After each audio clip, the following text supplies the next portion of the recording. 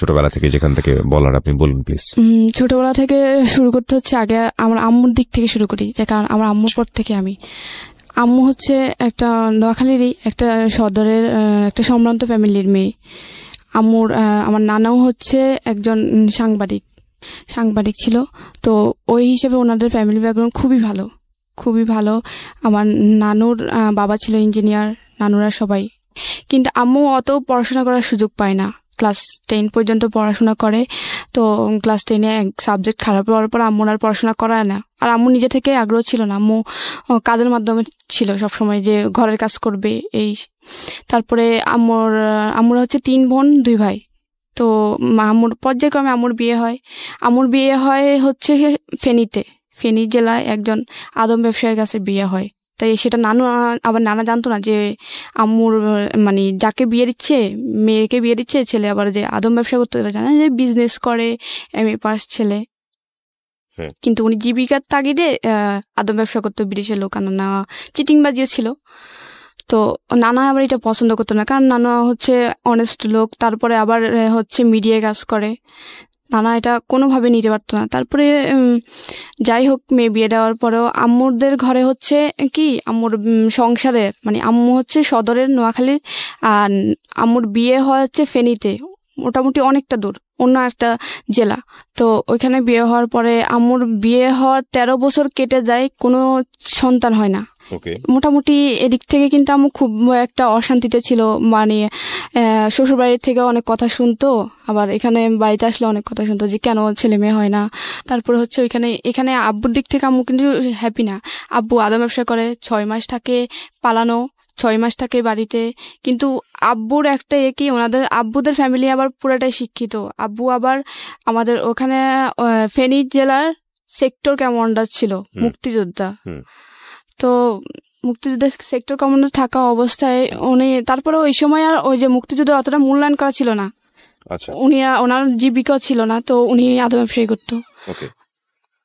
তারপরে আম্মুর অতটা খরচ বিয়ার করতো না, অনেক ফ্যামিলিতে শ্বশুর বাড়িতে যে আমার দাদি করতো, কোন রকম মানে খাওয়া দাওয়া চলতো আর কি। আম্মু কোনোভাবে করতো না, যে ফ্যামিলি থেকে আসতো ওই ফ্যামিলি ভাবে। তারপরে আম্মু কিন্তু হ্যাপি ছিল, এটা কি দাদু আদর করতো। তো আম্মুর যখন 13 বছর পর্যন্ত কোনো ছেলে সন্তান হয় না, আব্বু কি করলো, কোথা থেকে একটা মেয়ে এনে দিল, 7 মাস বয়সের, ছোট্ট একটা 7 মাস বয়সের মেয়ে। আম্মু জানে না যে কোত্থেকে এনে দিচ্ছে, কিন্তু আম্মু খুবই এক্সাইটেড, কারণ আম্মু হচ্ছে বড় খালা, মেজো খালা, বড় মামি, ওদের যত ছেলে মেয়ে হয়েছে সবগুলো ছেলে মেয়ে কিন্তু আম্মু মানুষ করছে। আম্মু একদম কোলে পিঠে খাওয়ানো সবকিছু আম্মু করছে। আম্মু বাচ্চাদের প্রতি খুব এক্সাইটেড ছিল, আর ওই বাচ্চাদের খুব আদর করতো। তো যখন একটা 7 মাস বয়সের বাচ্চা দেয়, আম্মুর বলে যে কি এটা আজকে থেকে তোমার। আম্মু আর কিছু জিজ্ঞেস করে না, আম্মু শুধু জিজ্ঞেস করছে যে মেয়েটা তো আমার। হ্যাঁ বুঝলাম, পুরো কাগজপত্র করে নিয়ে আসছো? হ্যাঁ কাগজপত্র করে নিয়ে আসছি, মেয়েটা হচ্ছে আজকে থেকে তোমার, এটা আমাদের মেয়ে, আমরা বড় করব। তারপরে ওই 7 মাস বয়সের মেয়ে, আম্মু জিজ্ঞেস করে যে মেয়েটার টাইম অফ বার্থ কবে। তো বললো যে, আমি ওর মাকে জিজ্ঞেস করলাম যখন আনি, তখন ওর মাকে জিজ্ঞেস করলাম, বললো যে কি 1998 সালের 15 নভেম্বর। তো আম্মু এটা আবার লিখে রাখে। তারপরে হচ্ছে বাচ্চাদের ছোট যখন থাকে, আবার যে হাম বা নিউমোনিয়ার জন্য টিকা দেওয়া হয়, 5টা বা 7টা সামথিং, ঠিক জানি না। তো ওই টিকা দেওয়ার জন্য ওই টিকার কার্ডে ডেটটা উল্লেখ করে রেখে দেয়। তারপরে হচ্ছে আম্মু আমাকে বড় করতে, কিন্তু আব্বু আবার দিয়ে যায়, আর খবর নেই বাচ্চার, আর খোঁজ খবর নেয় না, আবার পালানো, টাকা মেরে দেয়, এই সেই, বিদেশে ও আসে, ওর টাকা মেরেছে, এইসব ঝামেলার ভিতরে নানা এইসব সহ্য করতে পারে না। অনেক এক পর্যায়ে ফেনী থেকে লোক নোয়াখালী সদর পর্যন্ত পৌঁছায় যায়, নানুর বাড়িতে পর্যন্ত। তো নানা খুবই অপমান হচ্ছে লোকদের কাছে। তারপর নানা বলে আমি এখন মেয়েকে নিয়ে নিব, আমি 13 বছর পর্যন্ত, 14 বছর হয়ে গেছে, মানে 13 বছর পর্যন্ত বাচ্চা হয় না। তো আমার যেই মেয়েটাকে 7 মাস বয়সে এনে দেয়, তার বয়স যখন 2.5 বছর হয়, বা 15 সামথিং, তখন নানা বলতেছে যে আমি আর রাখবই না, মেয়ে নিয়ে নিব, হয়তো ওর আদম ব্যবসা ছাড়বে, নাহলে আমার মেয়েটা আমি একবারে ডিভোর্স করে নিয়ে নিব। নানা আব্বুকে প্রেশার কিক করে যে তুমি হয়তো আদম ব্যবসা ছাড়ো, আর নাইলে আমার মেয়েকে ছাড়ো। উনি কোনো অ্যান্সার না দেয়। আম্মু তারপর অনেক চিঠি, এখন চিঠির যোগ ছিল, ফোন ছিল না, খুব চিঠি লিখতো। তো আব্বু কোনো চিঠিরে রিপ্লাই করতো না। আচ্ছা। তো আম্মু অনেকবার চেষ্টা করে ওনার সাথে যোগাযোগ করা, যে কোনোভাবেই যেন সংসারটা না ভাঙে। আর তখন আবার আমি মানে 2.5 বছর একটা মেয়ে আছে, মেয়ের ভরণ পোষণ। তারপরে আমি কোনোভাবে জানি এক পর্যায়ে নানা ডিভোর্স করাই ফেলে। তখন আপনার বয়স 2.5 বছর? হ্যাঁ, আমার বয়স তখন 2.5 বছর। আচ্ছা। তখন নানা এক পর্যায়ে ডিভোর্স করাই ফেলে। ডিভোর্স করানোর পরেও মানে আব্বু ডিভোর্স পেপারটা অ্যাকসেপ্ট করে না। তারপরে নানা ডিভোর্সটা পেপারটা দিয়ে আম্মুর দিয়ে সাইন করায় পাঠানোর পরে কিন্তু মেয়ে যদি ডিভোর্স দেয় 3 মাস পরে কিন্তু ওটা কনফার্ম হয়ে যায়, ছেলে অ্যাকসেপ্ট করুক বা না করুক। কিন্তু ছেলে যখন কোনো ছেলে যদি ডিভোর্স দেয় তখন মেয়ে সাইন করা ছাড়া ওই ডিভোর্সটা কনফার্ম হয় না। তো ডিভোর্সটা কনফার্ম হয়ে যাওয়ার পরে আম্মু এখান দিয়ে এদিক দিয়ে কান্নাকাটি নানুর বাড়িতে। আর মামিরা ছিল একটু অন্যরকম, আর কখনোই কোনো ননদদের সহ্য করে না, মানে এই ভাইয়ের বউরা ননদদের সহ্য করে না। আবার একটা মেয়ে নিয়ে থাকবে ডিভোর্সি, তার মানে অবশ্যই ওদের কষ্ট বিয়ার হবে। তারপর আমি ওইখানে থেকে সেলাই মেশিনে কাজ করতো, মোটামুটি টুকিটাকি কাজ করে মোটামুটি খরচ জোগাতো। তারপরেও এই যে নানা বলতো যে না, এভাবে তো মেয়েটার জীবন যায় না, দেখি মেয়েটাকে আমার একটা বিয়ে দিই। তারপরে আম্মুর একটা জায়গা থেকে বিয়ের প্রস্তাব আসে। তারপরে আম্মু বলে যে কি না, আমি করব না বিয়ে। তারপরে হচ্ছে কি বল, আম্মু অনেক জায়গা থেকে আসে বিয়ে, যে কয় না আমি করব না, আমার মেয়ে আছে, আমার মেয়েকে নিয়ে কেটে যাবো। আম্মু আবার কি ফেনী থেকে যখন আসে আমাকে নিয়ে আসে, মানে হচ্ছে কি 2.5 বছর 7 মাস বছরের বাচ্চাটা, 7 মাসের একটা বাচ্চার মায়া উনি ছাড়তে পারে না, কারণ উনি আগে থেকে বাচ্চা পাগল ছিল। তারপর বাচ্চার মায়া ছাড়তে পারে না, উনি ওই বাচ্চা নিয়ে আসে। আবার যখন আমাকে নিয়ে 2.5 বছর বয়সে নানুর বাড়িতে উঠে, তখন আবার নানা বিয়ে দেওয়ার চেষ্টা করে। নানা আম্মু বিয়ে করতে চায় না। তারপরে এক পর্যায়ে একটা ফ্যামিলি আসে, ওখানে হচ্ছে ওনার হচ্ছে 5টা ছেলে মেয়ে। একটা একদম সবার ছোট যে সেটা হচ্ছে 1.5 বছরের বাচ্চা, তার মানে দুধের বাচ্চা, মেয়ে বাচ্চা। তো ওনার ওয়াইফ হচ্ছে মারা যায়। তারপর আম্মুর বিয়ের জন্য আসার পরে আম্মু বলে যে কি 5টা ছেলে মেয়ে, তারপরে বড় মেয়েটার বিয়ে হয়েছে, তার মানে ওরা এখন বড় হয়ে গেছে, 5টা ছেলে মেয়ের উপর আমি কি থাকতে পারবো? তারপর নানা বলে যে কি না, দেবো না, 5টা ছেলে মেয়ের উপরে আমার মেয়েকে দেবো না। এখানে আরো গ্রামের পরিবেশ, একবারে গ্রামের মধ্যে। নানুর বাড়িতে একটু মোটামুটি মানে পৌরসভার কাছাকাছি। তারপরে ওনারা যখন মানে একদম জেদ ধরে আছে যে ছেলেপক্ষ যে না, বিয়ে করে নিয়ে যাবে। আমার নানুদের ফ্যামিলি একটু মানে সম্ভ্রান্ত ফ্যামিলি, ভালো মেয়ে। ও মানে আশেপাশে খবর নিয়ে দেখছে যে ও নাকি বাচ্চাদের খুবই পাগল, তার মানে 5টা বাচ্চার উপর নিয়ে গেলে ওর মায়া ছাড়তে পারবে না, অবশ্যই আদর যত্ন পাবে মায়ের। তারপরে আবারও যে মেয়েটা আছে ওই মেয়েটা নিজের না, তার মানে ও নিজের অন্যের মেয়েকে এত আদর করে, তাহলে আমার 5টা বাচ্চাকেও ও নিশ্চয়ই আদর করবে। ও তারপরে ওনারা জিদ ধরে আছে যে বিয়ে করায় ছাড়ানো কেন যাবেই না। একদম পুরা ডাইনিং এ একদম একটা বিকেল আসছিল, বিকেল 4টার দিকে আসছিল, আম্মুর কাছ থেকে শোনা যে একদম রাতে 11টা পর্যন্ত ওনারা ডাইনিং থেকে যায় নাই, যা বললো যে আমরা যাবোই না, এখান থেকে বিয়ে না করে যাব না। তারপর পরের দিন বিয়ে হয় আপনার মার। হ্যাঁ, আম্মুর আবার সেকেন্ড বিয়ে হয় ওই ফ্যামিলিতে 5টা ছেলেমেয়ের উপরে। তখন আপনি কোথায় ছিলেন? আমি আম্মুর সাথেই ছিলাম। আম্মু তো আমাকে ফেনী থেকে নিয়ে আসে, কারণ 5টা ছেলেমেয়ের জায়গায় এসে বিয়ে করলো, আপনাকে নিয়ে গেল ওই সংসারে নাকি? তো আম্মু ওখানে হচ্ছে কি শর্ত দেয় যে আমার একটা শর্ত আছে, শর্তটা হচ্ছে আমার মেয়েটাকে নিয়ে আমি ফেনী থেকে চলে আসছি, যদিও আমার মেয়ে না, তারপরে ওর মায়া আমি ছাড়তে পারবো না।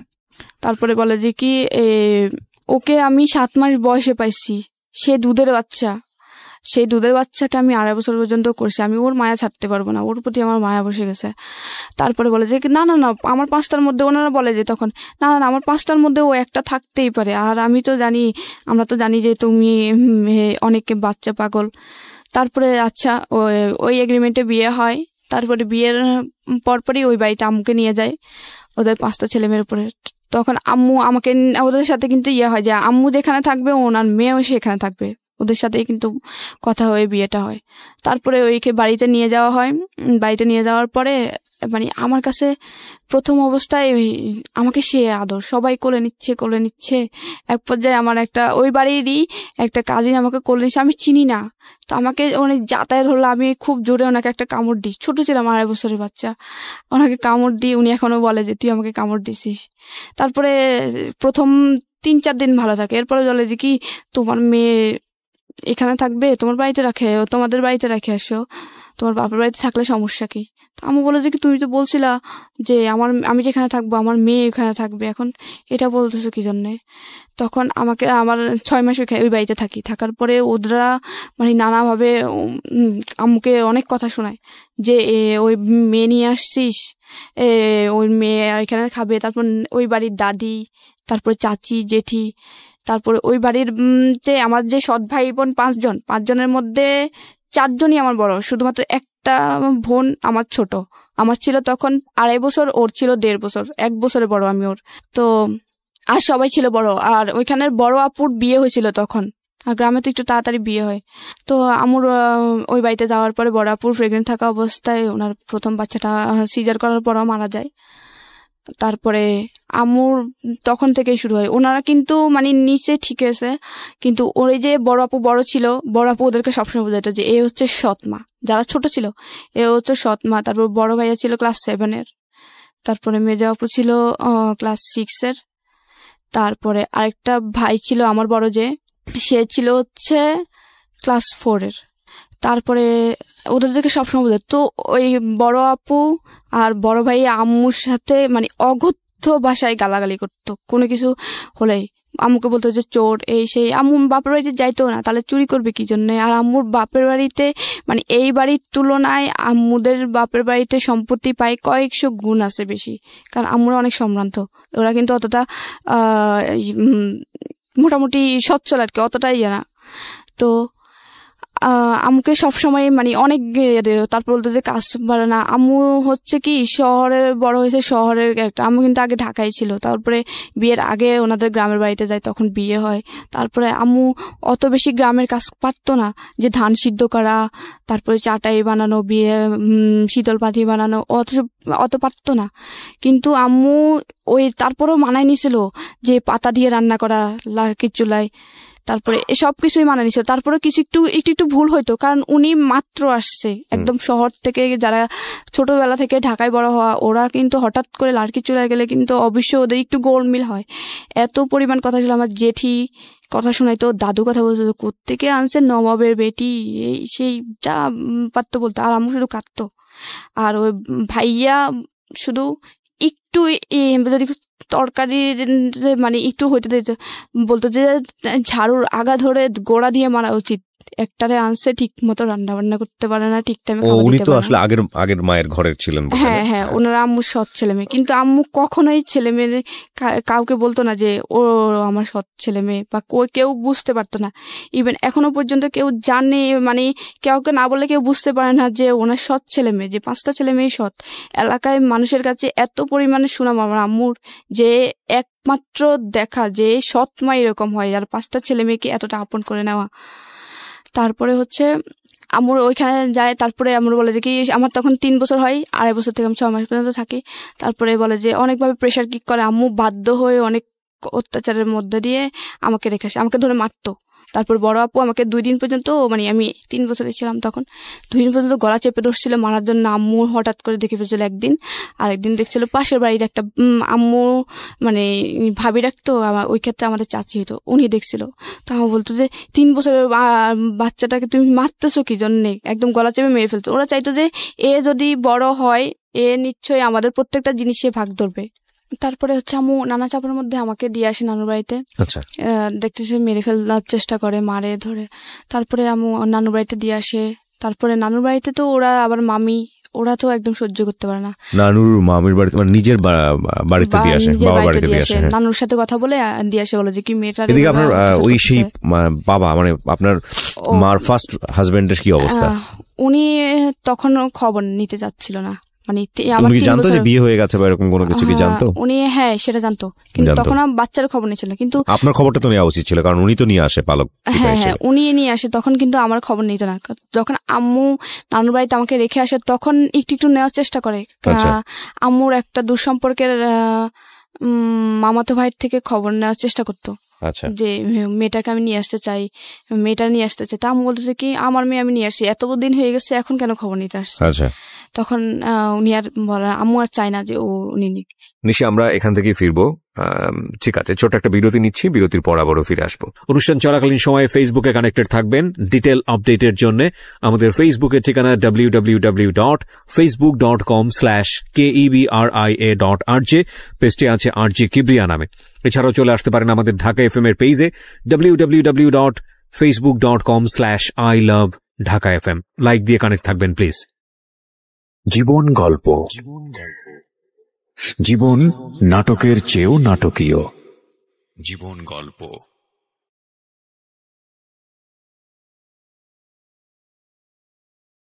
Love, hate, challenge, motivation, lies, truth, impossible, virtue, morality, something beyond entertainment. Welcome to my stage of reality. Stay tuned. Sunday and Wednesday with me, RJ Kibriya, only on Dhaka FM 90.4. জীবন গল্প। জীবন নাটকের চেয়েও নাটকীয়। জীবন গল্প। স্বাগত আরো একবার বিরতির পর। আপনারা শুনছেন ঢাকা FM 90.4 সারা দেশব্যাপী। আমি RJ কিবরিয়া আপনার সঙ্গে রয়েছি, নিশি রয়েছে আমাদের সঙ্গে। নিশি, আমরা যেখানটায় ছিলাম, তারপর নানুর বাড়িতে রেখে আসে। রাখার পরে ওইখানে আমি তো শুধুমাত্র আম্মুর আদর পেতাম, যদিও নানুর, কারণ নানুরাও আবার ওইভাবে দেখতো যে ওটা তো আমাদের বংশের না বা আমাদের মেয়ের না। আমি শুধুমাত্র আম্মুর আদর পেতাম। তা আমি সারাক্ষণ কান্না করতাম আম্মুর থেকে আলাদা করে। বেশি একটা 3 বছরের বাচ্চা মার থেকে আলাদা করলে যা হয়, আমি সারাক্ষণ কান্না করতাম আর আম্মু আম্মু করে চিৎকার দিতাম। তারপর আমার বড় খালা আমাকে আদর করতো অনেকটা, তো বড় খালা আদর করে বড় খালার কাছে রাখতো। বড় খালা আবার নানুদের বাড়ির ভিতরে জায়গা কিনে ওনার বাড়ি করে ওনারাই থাকে। তো বড় খালা আমাকে ওনার কাছে রাখে। তো আমার 5 বছর পর্যন্ত হওয়ার পরে আম্মু বলে যে কি আমি থাকতে পারবো না। মেয়েটা দিন দিন আমি বারবার অসুস্থ হই, সেন্সলেস হয়ে যায়, কান্না করতে করতে সেন্সলেস হয়ে যায় বাচ্চা থাকা অবস্থায়। তারপরে আম্মু তারপরেও আন্টি অনেক ভাবে রাখার কারণে আমার 5 বছর পর্যন্ত হয়। তা আম্মু বলে যে কি এবার মেয়েটাকে আমি আমার কাছে এনেই রাখবো, ভর্তি করবো এখানে স্কুলে। তারপরে আম্মু ভর্তি করানোর জন্য ওই আব্বুর বলে যে কি এখানে তোমার ছেলেটাও আছে, আমার মেয়েটাও তোমার একসাথে একই স্কুলে ভর্তি করাই, তাহলে ওর তো এখন স্কুলে দেওয়ার সময় হয়ে গেছে। তারপরে বলে যে কি না না এখানে কেন দিবে, ওইখানে থাক। তারপরে আম্মু তারপরে অনেক কান্নাকাটি করে তারপরে অনেক সালিশ হয় আর কি। তারপর মুখামুখি বলে বসে বিয়ের সময় যারা ছিল যে বলে যে কি মেয়ে নিয়ে বিয়ে বসছে, এখন মেয়ে মানতে চায় না। আমার মেয়েটার তো আমি বিয়ে করবো, ওর কষ্ট শুধুমাত্র ওদের বাড়ি থাকবে, হয়তো একটু খাবে, আর প্রত্যেকটা জিনিস জামা কাপড়ে পড়াশোনার সব কষ্ট আমি বের করবো। তারপর মেয়েটা আমার কাছে থাকুক, আমি মেয়েটার সাথে থাকতে পারবো না। কিন্তু ওদেরকে খুব আদর করতো, কারণ আমার ছোট বোনটা 1.5 বছরের ছিল, দুধের বাচ্চা, ওরে খুব আদর করে বড় করে। ও আমার আম্মুরে মা বলে ডাকতো, কারণ ও তো বাচ্চা ছিল, আম্মু এইভাবে বড় করে। কিন্তু অন্য সবাই কিন্তু আম্মুর সাথে খুবই বাজে ব্যবহার করতো। আম্মু আদর করতো। ফারুক ভাইয়া যখন বড় ভাইয়া যখন 7 ছিল, তখন 7 থেকে ভাইয়া পড়াশোনা করতে যেত না, কিন্তু ভাইয়ারে খুব চাইতো পড়াশোনা করো পড়াশোনা করো। তারপরে আমাকে অনেক সালিশ হয়ে এলাকার মুরব্বি যারা ছিল বিয়েতে, তারপর নিয়ে যায় ওই বাড়িতে। নিয়ে যাওয়ার পরে আমাকে ফার্স্ট ক্লাস 1-এ ভর্তি করে। তখন আমার আবার জন্মের তারিখ একটু চেঞ্জ করে দেয়, যে আমার যখন 15 নভেম্বর ছিল ওই বয়সে আমাকে ভর্তি করতে পারতেছিল না। ওই সময়টা থেকে আপনি জানতেন যে এরা আপনার অরিজিনাল বাবা মা না? না, আমি জানতাম না, কারণ আমি বুঝতাম না। আম্মু বুঝাইতো যে ও তোমার বাবা, ও তোমার ভাই, ও তোমার বোন। তা আমি বলতাম যে ভাইয়া। কিন্তু আমার মাঝে মাঝে বলতাম আম্মু বড় ভাইয়া পপিকে আদর করে, আমাকে করে না কেন? এটা কিন্তু আমি খুব প্রশ্ন করতাম আম্মুকে। আচ্ছা। আমার কিন্তু মনে আছে যে এটা আমি খুব করতাম যে আম্মু বড় ভাইয়া পপিকে আদর করে, আমাকে করে না কেন? আমি তো ভাইয়া রাখি। আমি যদি বলতাম যে ভাইয়া বলে এভাবে ধরতাম, ঠাস করে থাপ্পড় মারতো, এটা বলে থাপ্পড়। তো আমার আবার বুঝতাম যে নিশ্চয় কোনো সমস্যা, আমি ভাইয়া রাখি, তারপরেও কেন জানে আমাকে আদর করে না। বড় আপু তো পাইলে যেখানে আমাকে একা পাবে সেখানে গলা চাপে। তারপরে আম্মু সালিশের পরে আমাকে যখন নিয়ে আসে ভর্তি করে ওইখানে একটা স্কুলে, জন্ম তারিখ চেঞ্জ করে 1 জানুয়ারি দেয়। 15 নভেম্বরে ভর্তি করতে পারতেছিল না, যে এত ছোট মেয়ে ভর্তি করবো না। ক্লাস 1-এ। তারপরে ওদের সাথে আমরা, তারপর ক্লাস 4-এর যে ভাইয়া ছিল ওরে আবার আমাদের সাথে, ও পড়াশোনায় ভালো ছিল না। আমি বললো যে ওর তো এখনো বয়স বেশি হয় না, ওরে 1-এ দিয়ে দাও। তো ওরে 1-এ দিয়ে দেয় আমার সাথে। আমি, তারপর আমার ওই ভাইটা, আমার সৎ ভাই, আমার বড় যেটা, ওটা ছোট ভাইটা, তারপরে আমার একটা চাচাতো বোন, ওই বাড়ি চাচাতো বোন, আমরা 3 জন একসাথে ক্লাস 1-এ ভর্তি হই। তো আমাদের যখন ভর্তি হয় তখন আমাদের রোল ছিল হচ্ছে, আমার ভাইয়ের ছিল হচ্ছে 43, আমার ছিল 44, আমার ওই বোনের ছিল 45। আমরা সিরিয়ালে ভর্তি হই। ভর্তি হওয়ার পরে তারপরে আমাদের জন্য আম্মু বলে যে কি, আম্মু আব্বুরে বোঝায় যে ফারুক মানে বড় ভাইয়া তো পড়াশোনা করে না, ওর জন্য এমন একটা ছেলে রাখো ও যেন পপিকে পড়াইতে পারে, পলিরে পড়াইতে পারে, আমার নাম হচ্ছে নিশি, আমাকে পড়াইতে পারে, ফিরোজকে পড়াইতে পারে এবং পলিরে পড়াইতে পারে, ফারুকরে পড়াইতে পারে। ফারুকরে বুঝায়, ওর সমবয়সী কাউকে নাও বা ওর থেকে একটু বড় কাউকে নাও, যেন ওরে বুঝায় ওর বন্ধু হয়ে পড়াশোনা করাতে পারে। তারপরে হচ্ছে আমাকে ক্লাস 1-এ যখন ভর্তি করানোর পরে টিচার রাখা হয়। তারপর টিচারে পড়াশোনা করাতো। তো আমি ওদের চেয়ে একটু পড়াশোনা ভালো ছিল, ওদের সবার চেয়ে। মানে বাড়ির ভিতরে যখন আমাদের 3 জন একসাথে ভর্তি হয়, 3 জনের থেকে কিন্তু আমি ফার্স্ট। আবার বাড়ির ভিতরে আমাদের ঘরে 5 ভাই বোনের সাথে কিন্তু আমি পড়াশোনা একটু ফার্স্ট ছিলাম।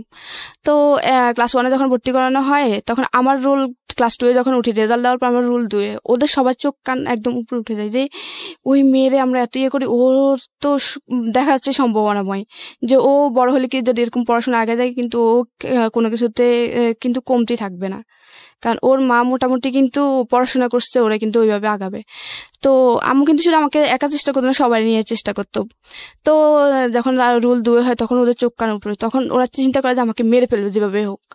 তখন আমি আমার ভাই ছোট ভাইয়ের সাথে খেলতেছিলাম, আমরা একসাথে পড়তাম, তো এই জন্য একসাথে খেলতাম। তো মাঠের মধ্যে খেলতাম, মাঠের পাশে একটা তাল গাছ ছিল। তাল গাছের কিন্তু চারপাশে পাতাগুলো ছড়াই থাকে, মানে যে তালের যে ঢাল না, পাতার যে ইয়ে থাকে, ডাটি থাকে, ডাটির মধ্যে কিন্তু করাতের মতো ধার থাকে। তো এরকম ছোট একটা তাল গাছ, তো তাল গাছের করাতগুলো দাঁড়ানো ছিল, এভাবে পাখাগুলা মেলানো। তো ও এরকম গোল্লা দৌড় বলতাম আমরা গ্রামের ভাষায়, তো গোল্লা দৌড় খেলছিলাম। ওই ভাইদের আগে বড় আপু শিখে দেয় যে ও খেলার সময় ও যখন তাল গাছের সাইড দিয়ে যাবে, ওরা ধাক্কা মারবে যেন তাল গাছের ওইখানে পড়েও যেন 2 ভাগ হয়ে যায় একদম। তো আমি ক্লাস 2-এ তখন, আমি এখন সাদা একটা শার্ট ছিল গায়ে, তখন আমি খেলতেছিলাম, তখন তাল গাছের গোড়া দিয়ে আমি যাচ্ছিলাম, ভাই আমার পিছন দিয়ে যখন ফলো করলো যে আমি আসছি, ছোট ভাইয়া, ও মানে খুব জোরে আমাকে ধাক্কা দেয়, আমি উপড়ে যাই গাছের ওই একদম ঠিক ও যে টার্গেট ছিল টার্গেট বরাবর, কিন্তু ধাক্কাটা ওর আস্তে হয়ে যায়, যে আমার যে একদম পুরা ভাগ হয়ে যাবে ওরকম হয় না।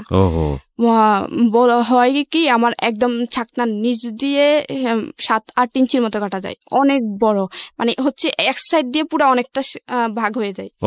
আরেকটু যে প্রেশার কিক হচ্ছে আমার কিন্তু মেরুদণ্ড পর্যন্ত পৌঁছায় যেত, মানে মেরুদণ্ড পর্যন্ত পৌঁছায় না, মেরুদণ্ড থেকে 1.5 ইঞ্চি বা 2 ইঞ্চি দূরে, অনেক ভয়ঙ্কর ভাবে কাটা যায়। ওই যে আমি ওইখানে এভাবে নাম জানা, ওই যে তালের যে কালো করাতগুলো থাকে ওগুলো আবার একটু নরম টাইপের থাকে, একটু মশলা দিলে আবার একটু ভাঙে, ওগুলা ভেঙে সব আমি পড়ে যাই। পরে আমি মানে হাতের ডান হাত দিয়ে ওই ছাকনাটা ধরেই চাচি আম্মা বলে ডাক দিছি চিৎকারে। ওদিন বাড়িতে কেউ ছিল না, আমি আর ভাইটাই ছিলাম। ওদের প্ল্যান ছিল যে ওরা সবাই বাইরে যাবে, বাইরে বলতে হচ্ছে বড় আপুর শ্বশুর বাড়িতে যাবে, বড় আপুর বাচ্চা হয়ে আরেকটা সেকেন্ড বাচ্চা হয়ে মারা গেছে। তা আম্মু ওইখানে, আম্মু আপু সবাই যায় দেখতে, শুধু বাড়িতে চাচি ছিল একটা অন্য ঘরের। তো আমি চাচি আম্মা বলে ডাক দেওয়া সেন্সলেস হয়ে যায়, কারণ আমার এত পরিমাণে ব্লিডিং হচ্ছিল, কারণ খুব 7-8 ইঞ্চি কাটা যাওয়া, মানে আমি ওই ক্লাস 2-এর বাচ্চার মোটামুটি শেষ অনেকটাই। তারপরে এই কাট দিয়ে পড়ে যায়। চাচি আম্মা কি করে, মানে উনি কিছু বুঝতে পারতেন না, এত কাটা গেছে আর এত রক্ত দেখে উনি ওনার পুরা কাপড় খুলে ফেলে, পুরা কাপড় খুলে আমার পেঁচা। উনি বুঝতেছে না যে উনি আবার অত শিক্ষিত না, অত মানে ফার্স্ট মানে প্রাথমিক চিকিৎসার অত কিছু ধারণা নেই, কিন্তু উনি পাগল হওয়ার মতো হয়ে দেখে ভয়ে পুরো কাপড় পেঁচাচ্ছিল, প্রচুর ব্লিডিং হয়। তারপরে এখানে ওই বাড়িতে খবর দেওয়া হয়, আম্মু দৌড়ায় আসে, তারপর হসপিটাল নেওয়া হয়। নেওয়ার পরে আম্মু হসপিটাল নেওয়ার পরে আমার 2 দিন পরে মেবি জ্ঞান আসে, মানে অনেক কাটা চিরার ওয়াশ টাশ করে। তারপর 2 দিন পরে জ্ঞান আসে, বলে আম্মু ভাই আমার ধাক্কা দিচ্ছে। আম্মু আমার সাথে সাথে মুখ চাপে বলে যে এটা পড়িস না, বললে তোর আব্বু কিন্তু তোর ভাইয়ারে মারবে, তারপরে হচ্ছে তোর বাড়ি থেকে বের করে দেবে। আম্মু খুব কান্নাকাটি, কেন যেটা কথা, আম্মু শুধু ডাইকে এটা বললো যে ফিরোজ তুই ওর ধাক্কা দিছিস, কেন আমিও ধাক্কা, কারণ নিশি কিন্তু বলছে যে তুই ধাক্কা দিছিস, ও কিন্তু মরে যাইতো, তোর কি একটু মায়া হয় নাই? যে ও তো ওদেরকে কোনো ক্ষতি করে, তোর তো বোনও। আম্মু ওটা বুঝাই বলছে। তারপর আম্মু কিছু বলে নাই, চাইছিল যে এটা নিয়ে একটা সালিশ করতে যেভাবে, তারপরে আর করে নাই। অনেক প্রায় 3 মাস পর আমি ভালো হই। তারপরে আবার ক্লাস 2 থেকে আমার 3-তে ক্লাস রুল 1 হয়। তারপর ওদের মানে নানা অত্যাচার আছে। আব্বু মারতো খুব, এসব নিয়ে কিছু বললে দাদি শিখে দিত যে ও ছেলে মেয়েদের ইয়ে করবে না। তারপর 4-এ যখন উঠি তখন 4-এ উঠি, হ্যাঁ, তখন আমার রুল 1 হয়। 1 হওয়ার পরে যখন 5-এ উঠবো, এর আগে ভাইয়া কি করে, এলাকায় একটু রাজনীতি করতো। ওই যে এলাকার হেড স্যার, আমাদের গ্রামের হেড স্যারের সাথে কথা বলে যে ওই ও হচ্ছে আমার বোন, ওরে যদি এবার 4-এ যদি ফেল না করে এসিস তোর কিন্তু এলাকায় থাকতে দিব না। কিভাবে করবি জানি না। তো উনি কি করে, উনি ভয় পেয়ে উনি আমাকে ফেল করায় ক্লাস 4-এ। এখন এটা তো পুরো অবিশ্বাস্য যে ক্লাসের ফার্স্ট গার্ল সে কখনো ফেল করতে পারে না, তাও আবার ক্লাস 4 থেকে 5 উঠবে। তারপর আমি খুবই কনফিউজ, কারণ আম্মু বললো যে আমি ওরে পড়াই, আমি জানি ওর পড়াশোনা কেমন। তো আম্মু বলে যে কি আমি ওই খাতা চ্যালেঞ্জ করব, যে আমি খাতা দেখবো, আমার মেয়ের খাতা দেখে তারপর আমি মানবো যে আমার মেয়ে ফেল করে। আমি প্রচুর কান্না, আম্মু আমাকে খুব মারে যে ফেল করছিস কি জন্য, নিশ্চয়ই তোর খারাপ। তারপর আম্মু হেড স্যারের কাছে যাইবো, আমাদের প্রধান শিক্ষক উনি স্বীকার করতে চাচ্ছিল না যে এরকম কিছু। পরে আম্মু বলে যে কি আমি আপনাদের স্কুল কর্তৃপক্ষের কাছে যাবো, স্কুলের মালিকের বাড়ির পাশে ছিল, ওখানে যাই। তারপরে অনেক ইয়ার পরে উনি স্বীকার হয় যে আপনার ছেলে আমাকে বাধ্য করছিল, ফেল করার জন্য বাধ্য করছিল। উনি আমার বাড়ি টাড়ি আগুন দিবে এই সবের জন্য আমি বাধ্য হই। এটা ক্লাস 4-এ, আমি 5-এ উঠবো, আমার ফাইনালে ফেল করায়। তারপরে আম্মু বলে যে আমি খাতা দেখবো। তখন আম্মু অনেক জোরাজোরির পরে তারপরে উনি বুঝতে পারে যে আম্মু হাল ছাড়ার মেয়ে না। আর আম্মুর কনফিডেন্স ছিল আমি আমার মেয়েকে পড়াই, ও ফেল করতে পারেই না। তারপরে ইয়ার পরে উঠাই, চাপে পড়ে উঠাই, তখন আমার রুল হয় না, 1 হয় না আর কি। তারপরে অনেক কারণ 1 তো দিয়ে দেয়, কারণ আবার যেটা ঘোষণা হয়ে গেছে রেজাল্ট, এটা তো আবার ইডিট করতে অনেক সমস্যা, অনেক কিছু ফেস করতে হবে। তারপরে একটা 12 রুলের একটা চলে যায়, ওর জায়গা আমাকে দেয়। তারপরে হচ্ছে আমি 6-এ উঠি। তারপর ও খুব মারামারি করতাম, আমি পড়তে দিত না, ইয়ে করতো, আম্মুকে অনেক গালাগালি করতো, অনেক অত্যাচারের মধ্যে দিয়ে, কারণ পড়াশোনা খরচ দিত না। নানুর বাড়ি থেকে আম্মু আনিয়ে দিত, তারপর সেলাই মেশিন চালে আমার খরচ বিয়ে করতো। তারপরে আমি 6-এ উঠি, 7-এ উঠি। তারপর আমার স্কুল জীবনটা খুব ভালো ছিল। আমি যখন হাই স্কুল জীবনে যাই আমার খুব ভালো লাগতো, কারণ আমি হাই স্কুলের জীবনটা স্যাররা আমার খুব আদর করতো। মোটামুটি হাই স্কুল তো অনেক স্কুল থেকে আসি একটু কন্টেস্ট হয়ে যায়, তখন আমার রুল হয় 6। তখন আমার স্যারদের আইকন থাকে আমি একটার জন্য, আমি হচ্ছে দেশাত্মবোধক গান, তারপর সাংস্কৃতিক অনুষ্ঠানে অংশগ্রহণ করতামই, দেশাত্মবোধক গানের জন্য স্যাররা আমাকে চিনত। দ্বিতীয়ত হচ্ছে ক্রীড়া প্রতিযোগিতার জন্য। ক্রীড়া প্রতিযোগিতা হচ্ছে আমি 100 মিটার দৌড় প্রত্যেক বছর চ্যাম্পিয়ন ছিলাম, প্রত্যেক বছর এই স্কুলে চ্যাম্পিয়ন। স্যার আমাকে চাইছিল যে জেলা পর্যায়ে খেলানোর জন্য, কিন্তু আম্মু মানা করছিল যে মেয়ে মানুষ দৌড়াদৌড়ি ভালো না। তারপরে গোলক নিক্ষেপ বলতো, 100 মিটার দৌড় বলতো, এসব প্লেয়ারের জন্য স্যার মানে ক্রীড়া শিক্ষক, তারপর আমার প্রধান শিক্ষক, ওদের চোখে ছিলাম আমি। মোটামুটি পড়াশোনায় ছিলাম 6-7, মানে 10-এর দিকে আমার রোল যেত না। তারপর আবার কিন্তু ক্লাস 1 থেকে ক্লাস 10 পর্যন্ত আমার কোনো বেতন দিয়ে পড়তে হয় নাই, যদি ওখানে বেতন লাগে। কিন্তু আমার হচ্ছে যে মেধা তালিকা থাকার কারণে উপবৃত্তি পেতাম, ক্লাস 10 পর্যন্ত উপবৃত্তি পেতাম। তারপরে যখন আমার ভাই ছিল আমার 4 বছরের, না 4 বছর না, 4 বছর বড়। তো ভাইয়ের যখন আমি ক্লাস 7-এ উঠি, আমার বাড়ির পাশে একটা নতুন বাড়ি হয়, মানে বাড়ির মেন রোডের অপোজিটে আর কি। আমাদের বাড়িটা হচ্ছে হাইওয়ে রোডের সাথেই, হাইওয়ে রোডের এপাশে হচ্ছে আমাদের বাড়ি, ওপাশে একটা নতুন বাড়ি হয়। তো আমার ভাইয়ের সাথে একটা ফ্রেন্ড ও আমাদের বাড়িতে আসতো সব সময়। তো ও দেখতো যে আমার আম্মু খুব অত্যাচারিত হয়, আমি খুব অত্যাচারিত হয়, খুব গালাগাল করে, খুব বিয়ে করতো, অনেক কাজ করতাম। ওদের আবার কৃষি কাজ করতো বাড়িতে। আমি মোটামুটি কৃষিকাজে সবকিছুই পারি, কারণ থাকতে থাকতে করতে করতে পানি দিতে হয়তো কলস, অনেক নিচে পুকুর থেকে উঠায় তরমুজ খেয়ে, তারপর টমেটো খেত, বেগুন খেতে, এগুলো পানি দিতে হয়তো করতাম। এটা মনে করতাম যে আমি বলতাম যে আমাদের ক্ষেত সবাই করে, আমিও করবো। তারপর করতাম। তারপর হচ্ছে কি ওই ভাইয়ের সাথে ওর ফ্রেন্ড আসতো, ও দেখতো, ওর প্রতি কেন জানি আমার প্রতি একটু মায়া হয়ে যায় যে মেয়েটা অসহায়। ও জানতো যে আমি ওদের সৎ ভাই বোন, আমি তখন একটু বুঝি যে ওরা আমার সৎ ভাই বোন। আমি আবার এখানে একটা কথা বলি, আমার বাবার আদর কিন্তু, বাবা কিন্তু কোনো দিনও আমাকে 1 সেকেন্ডের জন্য বাবার বলে, মানে মেয়ে বলে আদর করে নাই, কখনো না। মানে অনেক সময় দেখা যেত কি আম্মু আদর করেই বসাইতো, বাবা মাঝখানে, আমার ছোট বোনটা এই পাশে, আমি এই পাশে, কারণ আমরা দুজনে ছোট ছিলাম সবার।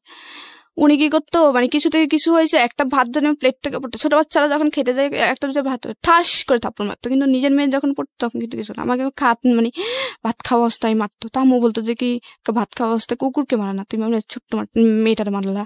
তখন আম্মুকে উল্টা মার দেওয়া হইতো, কথা বলবি কেন, করতে পারবি না, একদম ডিরেক্ট বলতো যে তোর মেয়ে কিন্তু তোর না, আবার আমার খাচ্ছে, আমি যেভাবে চালাবো ওইভাবেই। তারপর এরকম ছিল। তারপর ওই ভাইয়ের বন্ধুর সাথে ভাইয়ের বন্ধুটা আমাদের বাড়িতে প্রায় আসতো ওর সাথে সাথে, তো আমার প্রতি মায়া পড়ে যায়। তারপরে তখন আবার ওদের স্কুলে আমাদের স্কুল ভিন্ন ছিল, তো ও কি করতো আমার প্রায় সময় আমাদের স্কুলে আমার সাথে, আমি স্কুলে যেতাম একদম লাস্ট টাইম যেতাম, মানে স্কুল 10টায় বসতো, 10টায় যেতাম, মানে 10টা একটু আগে বের হয়ে দৌড়ায় যেতাম। অনেক সময় যে হাজিরা রোল কল করতেছিল আমি তখন দৌড়ায় যায় রুমে ঢুকতাম। তো ও কি করতো সাইকেল নিয়ে আমার পিছনে পিছনে আসতো, ও একটু আস্তে আস্তে একটু ইনভলভ হচ্ছিল। তো ও একদিন আমাকে 7 থাকতে প্রপোজ করার পরে আমি বললাম যে কি ওদের সাথে আমার সাথে যায় না, কারণ আমি ওদের ফ্যামিলির সৎ মেয়ে, আমাদের সাথে যায় না। তারপরে ও আমাকে আস্তে আস্তে বুঝাতো। যখন ক্লাস 8-এ উঠি তখন আমি বললাম যে একটু ভালো ছেলে আমাকে এত আদর করে, এত বুঝায়, মানে আমি আদরের প্রতি অ্যাডিক্টেড ছিলাম, কোনো জিনিসের না, যে আমি শুধুমাত্র মায়ের আদর পাইছি জীবনে, বাবা কি জিনিস আমি কখনোই বুঝি নাই। তারপরে হচ্ছে ভাই কি জিনিস তা তো নাই। তো ও যখন আদর করতো, মানে যে আমাকে একটু আদর করতাম, আমি তার প্রতি মানে খুবই ভক্ত হয়ে যেতাম। ও আমাকে একটু আদর করতো, কেয়ার করতো, তো আমি ওর তো তারপরে 8-এ বলি যে হ্যাঁ, 7-এ ও আমাকে প্রপোজ করে, এটা আমি হ্যাঁ বলি। তারপরে হ্যাঁ বলার পরে আমাদের প্রেমটা একটু কন্টিনিউ থাকার পরে তারপরে জেএসসি পরীক্ষা ছিল। জেএসসি পরীক্ষা দেওয়ার পরে ও হঠাৎ করে বলে যে কি আমার বোন বলছে যে আপনার সাথে কথা না বলতে, ও আমাকে আপনি করে বলতে, আমি আপনাকে বলতাম, কথা না বলতে। আমি কেন জানি ওই জেএসসি পরীক্ষার সময় আমার সমাজ পরীক্ষা ছিল, আমি খুব কান্না করি যে ও কেন আমার সাথে কথা বলবে না। ও হঠাৎ করে বলতেছে যে আমি আপনার সাথে রিলেশনটা কন্টিনিউ করবো না, আমার বোন বলছে আপনার সাথে কথা না বলতে। ওর বোন আবার ব্যাপারটা একটু জানে, তো আমি আর কিচ্ছু বলি না, আমি খুব কান্নাকাটি করি। এক পর্যায়ে নিশি আমরা এখান থেকে ফিরবো। ঠিক আছে, ছোট একটা বিরতি নিচ্ছি, বিরতির পর আবারও ফিরে আসবো। অনুষ্ঠান চলাকালীন সময়ে ফেসবুকে কানেক্টেড থাকবেন ডিটেল আপডেটের জন্য। আমাদের ফেসবুকের ঠিকানা www.facebook.com/KEBRIA.RJ, পেজটি আছে RJ কিবরিয়া নামে। এছাড়াও চলে আসতে পারেন আমাদের ঢাকা এফএম এর পেজে www.facebook.com/ILoveDhakaFM। লাইক দিয়ে কানেক্ট থাকবেন প্লিজ। জীবন গল্প। জীবন নাটকের চেয়েও নাটকীয়। জীবন গল্প।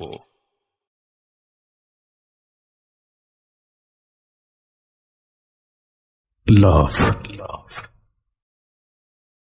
হেট, challenge, motivation, lies, truth, impossible, virtue, morality, something beyond entertainment. Welcome to my stage of reality. Stay tuned. Sunday and Wednesday with me RJ Kibriya, only on Dhaka FM 90.4. জীবন গল্প। জীবন নাটকের চেয়েও নাটকীয়। জীবন গল্প। স্বাগত আরো একবার বিরতির পর। আপনারা শুনছেন ঢাকা এফএম 90.4 সারা দেশব্যাপী। আমি আরজি কিবরিয়া আপনার সঙ্গে রয়েছি, নিশি রয়েছে আমাদের সঙ্গে। নিশি, আমরা যেখানটায় ছিলাম তখন আমি খুব কান্নাকাটি করি। তারপর কেন জানি আমি ওকে খুঁজতাম। তারপরে আমার জেএসসি পরীক্ষা শেষ হয়, বাড়িতে চলে আসি। আর জেএসসি পরীক্ষাটা আবার মাইদিতে আমার ছোট মামার, মানে আমাদের জেলার শহরে আমার ছোট মামার বাসা ছিল, তো ওইখান থেকে আমি জেএসসি পরীক্ষাটা দিই। আমাদের কেন্দ্র ছিল ওইখানে। তো আসার পরে ওর সাথে ওর দেখাও হয় না, যে ও আমাকে কখনো ফোনও দেয় না। মায়ে ফোন দেয় বলতে আমার তো ফোন ছিল না, আমার ফোন দিত, তো আর কখনো ফোনও দিত না। তো আমি খুব কান্নাকাটি করতাম যে আমি এখন ওটা মিস করি, যে ও আদর করতে, আদরটা পাচ্ছি না। আদর বলতে কি? আদর বলতে হচ্ছে কি, মানে ও আমাকে বুঝাইতো যে এই শুনো, ভাইয়া যখন মারবে কিছু বলিও না, পড়াশোনা করিও, দেখবা কিছু পরামর্শ দিত, ভালো কিছু পরামর্শ দিত। এটাকে আপনি আদর বলছেন? ওকে, হ্যাঁ। খুব মায়া করতো যে এটা করো না, এটা করো না, এই কেয়ার করতো যে অসুখ হলে এই করো। তারপরে আমি মানে কেন জানি ওরে খুব মিস করতাম এই টাইমটাতে। মিস করার এক পর্যায়ে আমি ক্লাস 9-এ উঠি। ওঠার পরে আমি ওর মানে স্কুল আসার সময় ওর মিস করতাম। ও আগে আমার স্কুলে আসার সময় পিছন পিছন আসতো, আবার স্কুল ছুটি হলেও পিছন পিছন যাইতো। ও ছিল অন্য স্কুলে, ও লেজার টাইমে পালাই চলে আসতো আমার জন্য। আচ্ছা, আইসা তারপরে আমার ছুটির টাইমে স্কুলের সামনে দাঁড়িয়ে থাকতো, একসাথে যেতাম। তারপরে হচ্ছে আমি ওর সাথে অনেকদিন পর্যন্ত যোগাযোগ না থাকায় আমার খুব খারাপ লাগে। এক পর্যায়ে আমার কেন জানি মনে হলো যে আমার ওর সাথে কথা বললে মনে হয় যে ভালো লাগে। তো এরকম সবরাত ছিল, আমি সবার কাছ থেকে শুনতাম যে সবরাতে আল্লাহর কাছে কিছু চাইলে মনে হয় সবাই বলতো যে পাওয়া যায়। তো আমি সবরাতে আল্লাহর কাছে বলি যে আল্লাহ আমার সাথে যেন ওর সাথে 1 সপ্তাহের ভিতরে দেখা হয়। আমার কেন জানি মনে হচ্ছে ওরকে একবার দেখি, আর কিছু না। তারপর সবরাতের পরের দিন স্কুল সাধারণ সবারই বন্ধ থাকে। তারপরে এর পরের দিন হচ্ছে স্কুল ছুটি হয়। হঠাৎ করে আমি বাড়ি থেকে বের হয়ে স্কুল দিকে যাচ্ছি হেঁটে, হঠাৎ দেখি যে ও পিছন দিয়ে দৌড়ায় দৌড়ে আসে। এরপর আমি ওরে দেখে আমার কিন্তু রাগ, কারণ ও হঠাৎ করে আমাকে সাথে সাথে কথা বলা অফ করে দিছে। আমি যদিও চাইছি যে ওর সাথে দেখাও, কিন্তু আমার মধ্যে একটা রাগ কাজ করছিল। তখন আমি আরো জোরে জোরে হাঁটতাম, কারণ আমি ওই যে দৌড়ে ফার্স্ট ছিলাম 100 মিটার দৌড়ে, আমি খুব জোরে হাঁটতাম। আমার সাথে হাঁটে ও পারতো না, আমি খুব দৌড়ায় হেঁটে ওর সামনে অনেক সামনে চলে যাই। ওরা যে কি দাঁড়ান না, আমি আপনার জন্য দৌড়ে আসলাম, আপনি এত জোরে হাঁটতেছেন কেন, মেয়ে মানুষ এত জোরে হাঁটে কিভাবে? তারপর আমি বললাম যে মনে মনে বললাম যে এতদিন পরে আসছে, আমার খবর নেই। আমি কথা তো আবার আম্মুর ফোন দেয়, আবার কন্টিনিউ হয় রিলেশনটা কন্টিনিউ হওয়ার পরে ক্লাস 9-এ আমি কেউ জানতো না তখন যে আমি ওর সাথে কথা বলি, কেউই জানতো না তখন। ক্লাস 9-এর ফাইনাল পরীক্ষা ডিসেম্বরে 2012 সালে আমার ফাইনাল পরীক্ষা চলছিল। 2 বিশেষ সাবজেক্ট পরীক্ষা গেছিল 2012 সালের 4 ডিসেম্বর হচ্ছে। ওর সাথে আমি রাত্রে সন্ধ্যার সময় কথা বলছি, লুকায় কথা বলতাম, ওরে একটা মিস দিলে ফোন দিত আমার ফোন দিয়ে। তারপরে যখন ও সন্ধ্যার কথা বলি, তারপর হঠাৎ করে এখানে একটা কথা, ওর এর আগে কিছুদিন জ্বর ছিল, প্রচুর জ্বর ছিল। জ্বর থাকার পরে ও অনেক ওষুধ খায়, অনেক ডাক্তার কাছে যায়, হসপিটালে যায়, কোনো কিছুতে ওর জ্বর ভালো হচ্ছিল না। তারপর হঠাৎ করে একদিন বড় একটা হসপিটালে যায় ডাক্তার দেখানোর পরে ওকে মেডিসিন দেয়, অ্যান্টিবায়োটিক। ওর বুক ভরে বমি হয় মেডিসিন খাওয়ার সাথে সাথে। তখন আমি সাথে সাথে বলি যে ক্যান্সার না তো, কারণ ক্যান্সার না তো বলি কি যে আমাদের বাড়ির পাশে একটা ছোট বাচ্চা ছিল, বাচ্চাটা হচ্ছে এরকম অনেকদিন জ্বর ছিল। তারপরে এরকম অ্যান্টিবায়োটিক খাওয়ানোর পরে ও বুক ভরে বমি করছিল, রক্ত বমি করছিল। বমি করার পরে তাকে ঢাকায় নিয়ে যাওয়া হয়, ঢাকা মেডিকেলে। তারপরে আনার পরে ওর বলে যে ওর ব্লাড ক্যান্সার, ইভেন ওর ব্লাড ক্যান্সারটা খুব 3rd স্টেপে, ফার্স্ট স্টেপ না 3rd স্টেপে। তখন আর চিকিৎসা নেই, ও 2 মাস পরেই মারা যায়। তখন আমার মানে বুকের ভিতরে একটা অজানা ভয়, যে আমি ওর সাথে সাথে বলে ফেলি যে ক্যান্সার না তো। বলে আরে না, কিসের ক্যান্সার হবে, হয়তো টাইফয়েড কিছু একটা।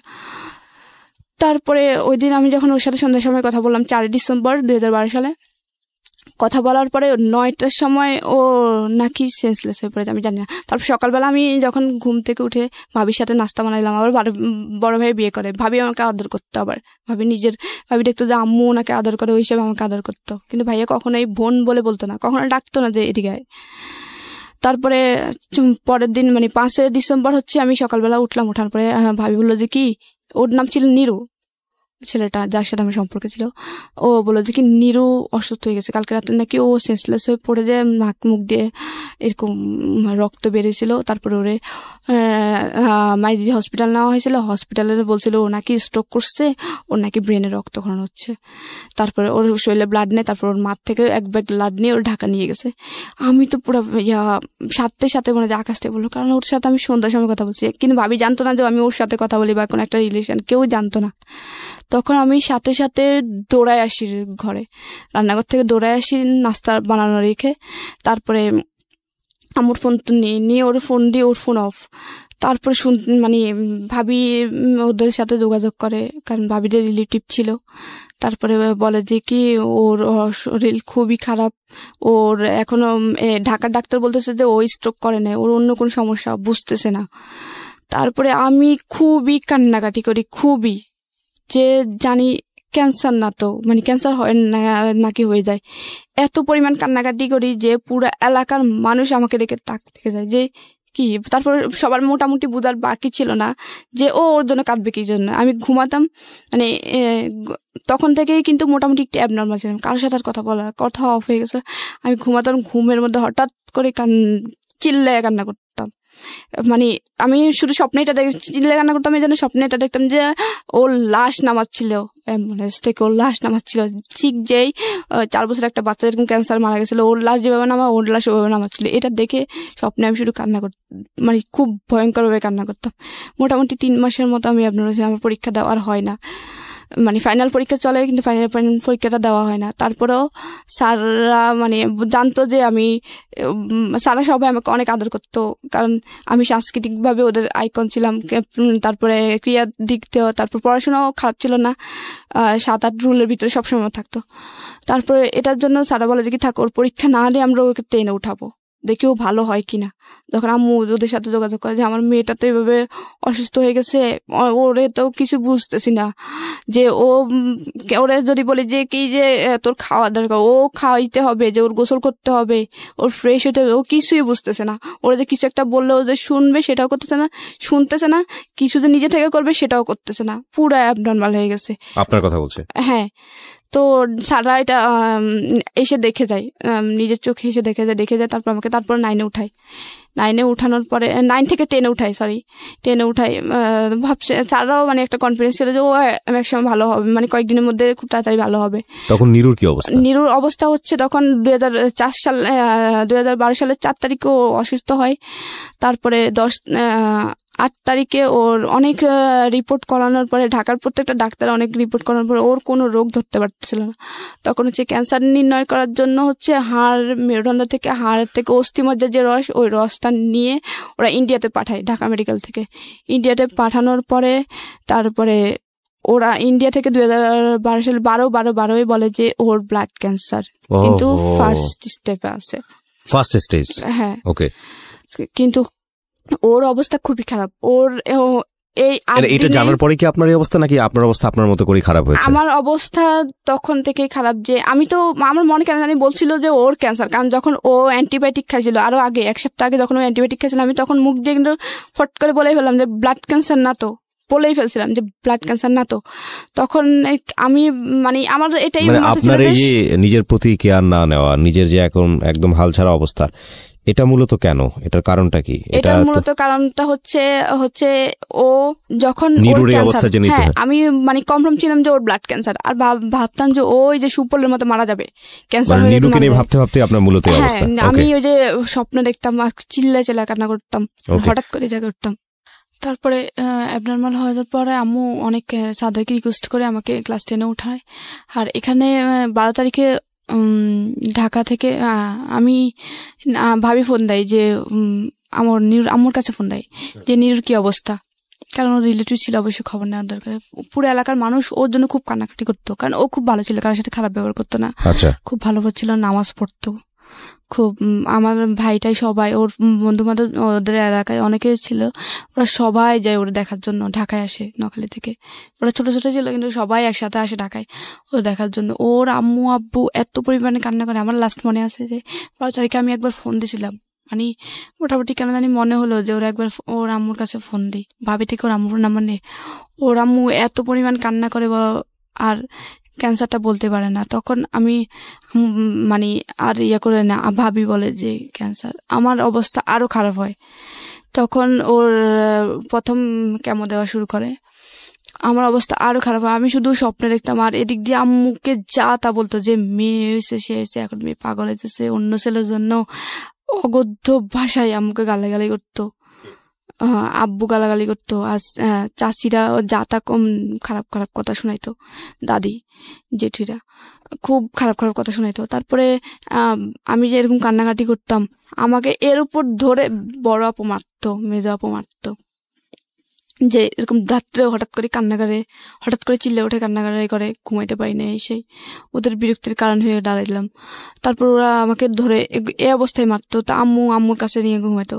ও এখানে আবার কথা আছে, আব্বু যখন আমি যখন ক্লাস 4 থাকি, আব্বু আবার বিদেশে যায়, আসতে তখন যখন এই অবস্থা ছিল, তখন আব্বু দেশে আসে, তখন আবার আম্মুকে মানে, কিন্তু বিদেশে থাকা অবস্থায় কখনো আমার পড়ালেখার কষ্ট বের করতো না। আমার তো পড়ালেখার কষ্ট আসতো না, বেতন লাগতো না, আমি উল্টা মুভি পেতাম। আম্মু নিজেই নানুদির থেকে আর নিজে সেলাই মেশিন দিয়ে চালাইতো। তো হচ্ছে আসে আব্বু কি করে, একটা বলে যে কি বিয়ে দিয়ে দিই মেয়েটারে, আর পড়াশোনা করার দরকার নাই। আর আমাদের বাড়িতে আগের যারা বড়াপুরা, তাদেরকে কাউকে 8 পাস করতে দিত না, মানে একটা কুসংস্কার যে মেয়েরা বড় পড়াশোনা করলে খারাপ হয়ে যায়, এই সেই প্রেম টেমে জড়াবে। তারপর ওরা প্রেম টেমে জড়াইছে, কিন্তু মানে ক্লাস 8-এই বিয়ে দিয়ে দিচ্ছে, কাউকে পড়তে নেয়। আমি মাত্র 9-এ গেছি, আমি আর আমার চাচাতো বোনটা।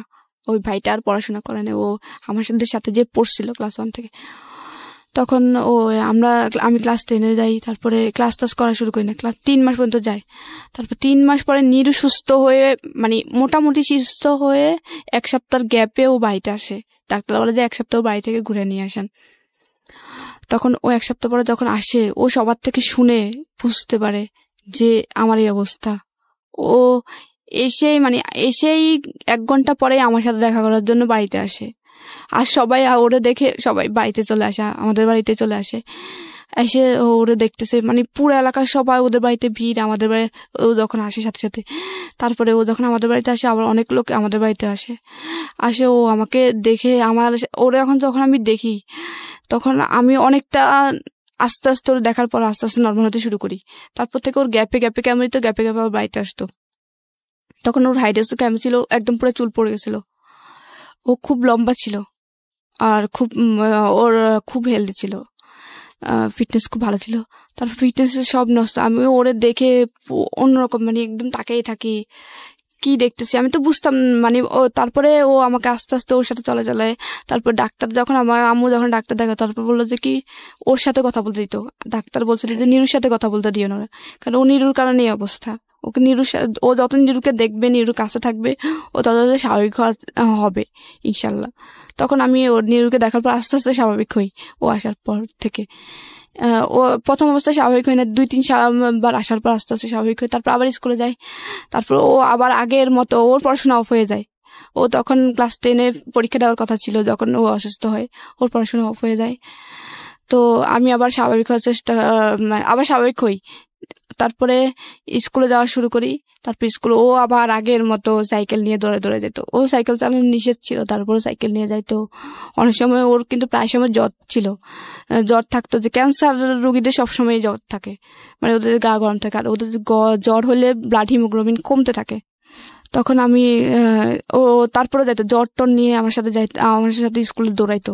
ও আর স্কুলে যাইতো না। তারপরে আমি ওরা কোন ক্লাসে পড়তো তখন? ও এসএসসি দেওয়ার কথা ছিল যখন ও অসুস্থ। আর আমি তখন ক্লাস 10-এ উঠতেছি। ওকে, ফাইনাল পরীক্ষা ছিল, 9-এর ফাইনাল পরীক্ষা 10-এ উঠে যাই। আমার পরীক্ষা ছাড়াই 10-এ উঠায় ছাড়া। তারপরে উঠার পরে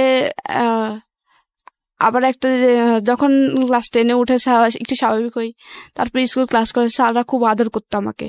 তো আমাকে একদিন স্যার বললো যে তোমার এম ইন লাইফ কি? আমি সবসময় বলতাম যে স্যার আমি আর্মি অফিসার হব।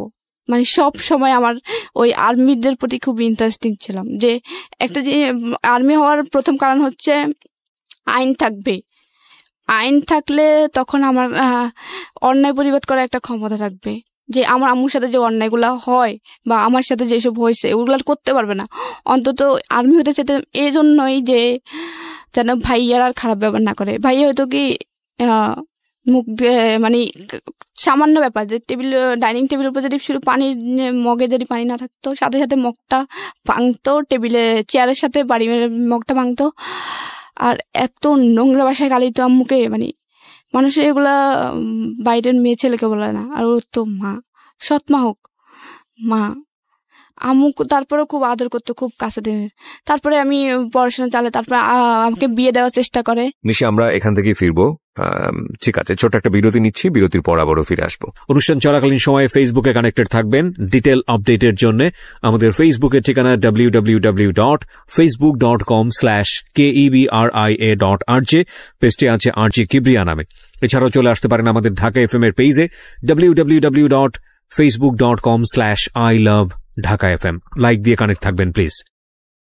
জীবন গল্প। জীবন নাটকের চেয়েও নাটকীয়। জীবন গল্প।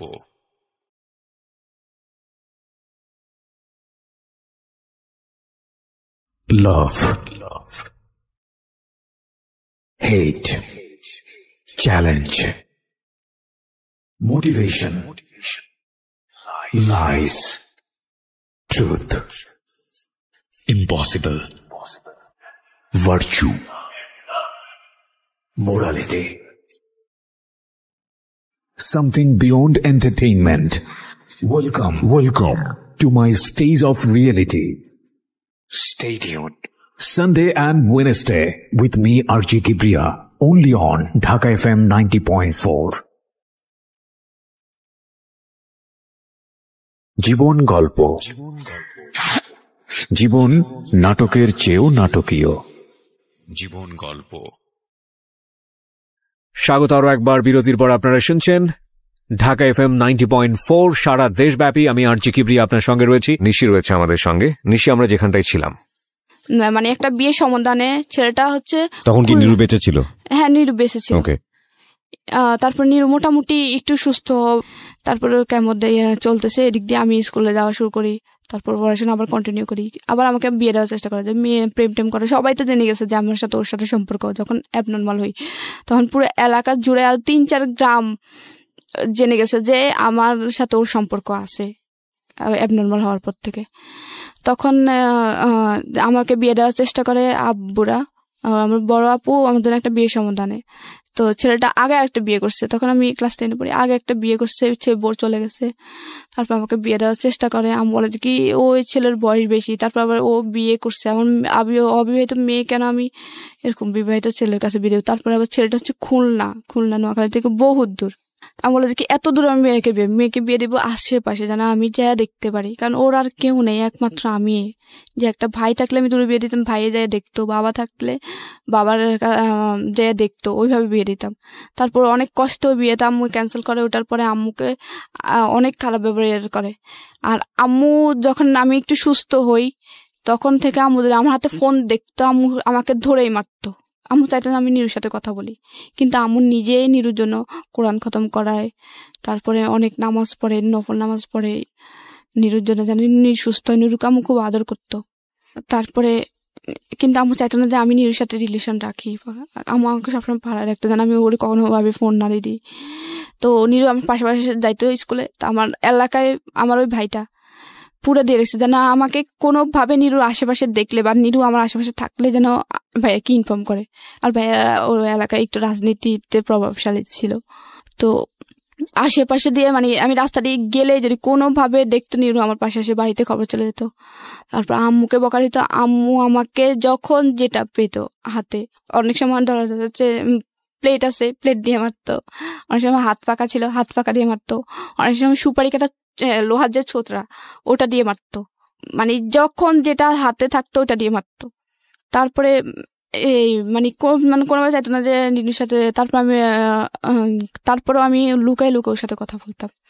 বিদেশ থেকে আব্বু ফোন দিয়ে আম্মুকে খুব গালাগালি করে, তোর মেয়ে মান সম্মান ডুবাবে, এই সেই অনেক গালাগালি করে। তো বলে যে কি বিয়ে দিয়ে দেবো, আর পড়াশোনা করার দরকার নেই, টেস্ট পরীক্ষা দিতে দিবে না। আমি আম্মুকে ঠিক পরীক্ষা 4 দিন আগে বলে, আম্মু শুধুমাত্র আমাকে মেট্রিকটা পড়তে দাও, তাহলে অন্তত আমি নিজের খরচটা চালাইতে পারবো। যদি কোনো তোমার মতো হইলো যেন আমার ফ্যামিলিতে, নিজের ফ্যামিলি দেখতে পারি। বিয়ে হোক, হ্যাঁ বিয়ের পরে যেন আমি আমার শ্বশুর বাড়িতে যেয়ে যেন আমার ফ্যামিলি দেখতে পারি। তারপরে অনেক কষ্টে আমাকে রাজি করে, টেস্ট পরীক্ষার জন্য রাজি করাই। তারপরে টেস্ট পরীক্ষা দিই। তারপরে হচ্ছে এর 1 মাস আগে কিন্তু আমার পড়াশোনা অফ করে দেয়। তারপরে টেস্ট পরীক্ষাতে 4টা মেয়ে এলাও হয় শুধুমাত্র, মানে অল বিশেষ পাশ করে 4টা মেয়ে, আর ছেলে 6টা 10টা। তো ওইখানে 4 জনের ভিতরে আমি 2 ছিলাম। তারপরে আম্মু খুশি হয়। তারপরে আমি বলে যে কিনা আমি মেয়েকে আমি পরীক্ষা দেওয়া হবে, ও টাকা না দিলে আমি বাপের বাড়ি থেকে এনে দেওয়াবো। তারপরে আমার ফাইনাল পরীক্ষার জন্য ফর্ম ফিল আপের জন্য টাকা দিবে না, তোর মেয়ে কিভাবে পড়বে আমি জানি না, টাকা পয়সা আমি দেব না। আমি বলেছি কি সারা বছর তো দাও না, এখন তো একটু টাকা বেশি লাগতেছে, ফর্ম ফিল আপ ওটা একটু দাও, সারা বছর তো মেয়েটার বেতন লাগে নাই, কোনো কিছু লাগে নাই। তারপরে দিবেই না, বলে যে কি তোমার মেয়ে তুমি বিয়ে দিয়ে দাও, পড়াশোনা করানো লাগবে না। তারপর আম্মু বড় মামা থেকে, ছোট মামা থেকে, নানু থেকে চেয়ে এনে তারপরে আমার ফর্ম ফিল আপ করায় তারপরে পরীক্ষার জন্য আমি প্রস্তুতি নিই। তারপর ফাইনাল পরীক্ষা দিই। তো যখন ফাইনাল পরীক্ষার প্রথম দিন আমি আমার পরীক্ষার সময় সবাই আম্মুকে, জেঠি, চাচি সবাইকে পা ধরে সালাম করে যেতাম। আম্মু শিক্ষা দিয়েছিল সবসময় কারোর সাথে এখন প্রথম ইন্ট্রোডিউসে সালাম দিবা, অনেক বেশি মুরব্বি হলে পা ধরে সালাম করবা, পরীক্ষার সময় পা ধরে সালাম করবা। তারপরে পরীক্ষার সময় আমি ভাইয়াকে সালাম করতে চাই, ভাইয়ার রুমে পরীক্ষার ফার্স্ট দিন। যে ভাইয়া পরীক্ষা দিতে যাবে, ভাইয়ের সাথে সাথে আমাকে দেখেই কম্বল নিয়ে মুখ ঢাকে ফেলে, তখন শীতকাল ছিল, ফেব্রুয়ারি মাসে। পছন্দ করতো না আপনাকে? আমি তারপরে সালাম দিতে গেলাম যে ভাইয়া পরীক্ষা দিতে যাচ্ছি আমি। তারপর ভাইয়া মুখ ঢাকা অবস্থায় ভাইয়া বলি যে ভাইয়া আমি পরীক্ষা দিতে যাচ্ছি, দোয়া করেন। তারপর পরীক্ষা দিতে যাই, যাওয়ার পরে পরীক্ষা দিই কন্টিনিউ। পরীক্ষাটা ওইভাবে কেউ নিয়ে যেত না, তখন আম্মুর কাছে টাকা ছিল না। আম্মু কি করে, স্কুল থেকে একটা বাস করে যে এখান থেকে প্রায় অনেক ছেলে মেয়ে একসাথে একই বাসে যাবে আসবে, পরীক্ষার হলে নিয়ে দিয়ে আসবে, আবার নিয়ে আসবে একটা বাস। তো আমি ওই বাসে দিয়েছে, কারণ ওই বাসে খরচ কম, এই জন্য ক্যান্ডিডেট যাও। তারপর এইভাবে যাই। আমার খারাপ লাগতো যে পরীক্ষার কেন্দ্রে সবার মা আসতেছে, কারো বাবা আসতেছে, কারো ভাই আসতেছে, কখনো আমার কেউ আসে না। একদিন আমার ক্লাসমেটদের, আমার বান্ধবীদের একজন যাইতো, কিন্তু আমার কেউই আসতো না। তারপরে একদিন নিরু আসে, আমি যখন বললাম যে আমার খারাপ লাগে, তারপর ও ঢাকা থেকে যখন কেমন দিয়ে যায়, তারপরে তখন আবার ও যায় কেন্দ্রতে। আচ্ছা, তারপরে পরীক্ষাটা দিই, পরীক্ষার রেজাল্ট আসে, রেজাল্ট তো ভালো হয় না, 4.60 আসে। তারপরে আমি ভাইয়ারে বলি যে ভাইয়া আমি পাস করছি। আমি বলে যে কি তুমি ভাইয়ারে বলো যে ভাইয়া আমি পাস করছি। বলি বড় ভাইয়ারে যে ভাইয়া আমি পাস করছি। ভাইয়া বলে যে কি হ্যাঁ শুনছি, ব্যাস, আর কোনো কিছু না। তারপরে আমার খুব খারাপ লাগে যে আমি আমাদের এলাকার মধ্যে ভালো করছি। আমার আগে 2টা মেয়ে ছিল শুধুমাত্র, একটা প্লাস পাইছে আর একটা হচ্ছে 4.83 পাইছে। ওই তারপর আমি ছিলাম তৃতীয়। তারপরে আমার খারাপ লাগে যে আম্মু খুশি, অনেকেই খুশি, আমার ভাই চাচাতো বোনও কিন্তু ভালো রেজাল্ট করে, 3.23 পায়। তারপরে এত ভালো রেজাল্টের পরও ভাইয়া একটু মোটামুটি ভালো গ্রামের জন্য, ভাইয়া একটু বললো না যে ভালো করছি, সামনে আর ভালো করি। তারপরে আবার বিয়ের জন্য চাপ দেয়। তারপর আমি হচ্ছে কি দেখি যে কি আমার কষ্টকে বিয়ে করবে না, আমি আম্মুকে বলে যে আম্মু সরকারি কলেজে। তা বলে যে সরকারি কলেজ হচ্ছে জেলা শহরে, তুই এখান থেকে যাবি কিভাবে, আসা যাওয়ার খরচ। বুঝলাম যে কোনো খরচ হবে না, কিন্তু আসা যাওয়ার খরচ, যাতায়াত ভাড়া কোত্থেকে দেবো। হচ্ছে আম্মু একটা ম্যানেজ হয়ে যাবে, তুমি অতটা, শুধুমাত্র আমি বাস যাবো। আমি বাসে উঠতে পারতাম না, তারপর বলতাম যে বাসে যাবো, আমি বাসে উঠলে বমি করতাম।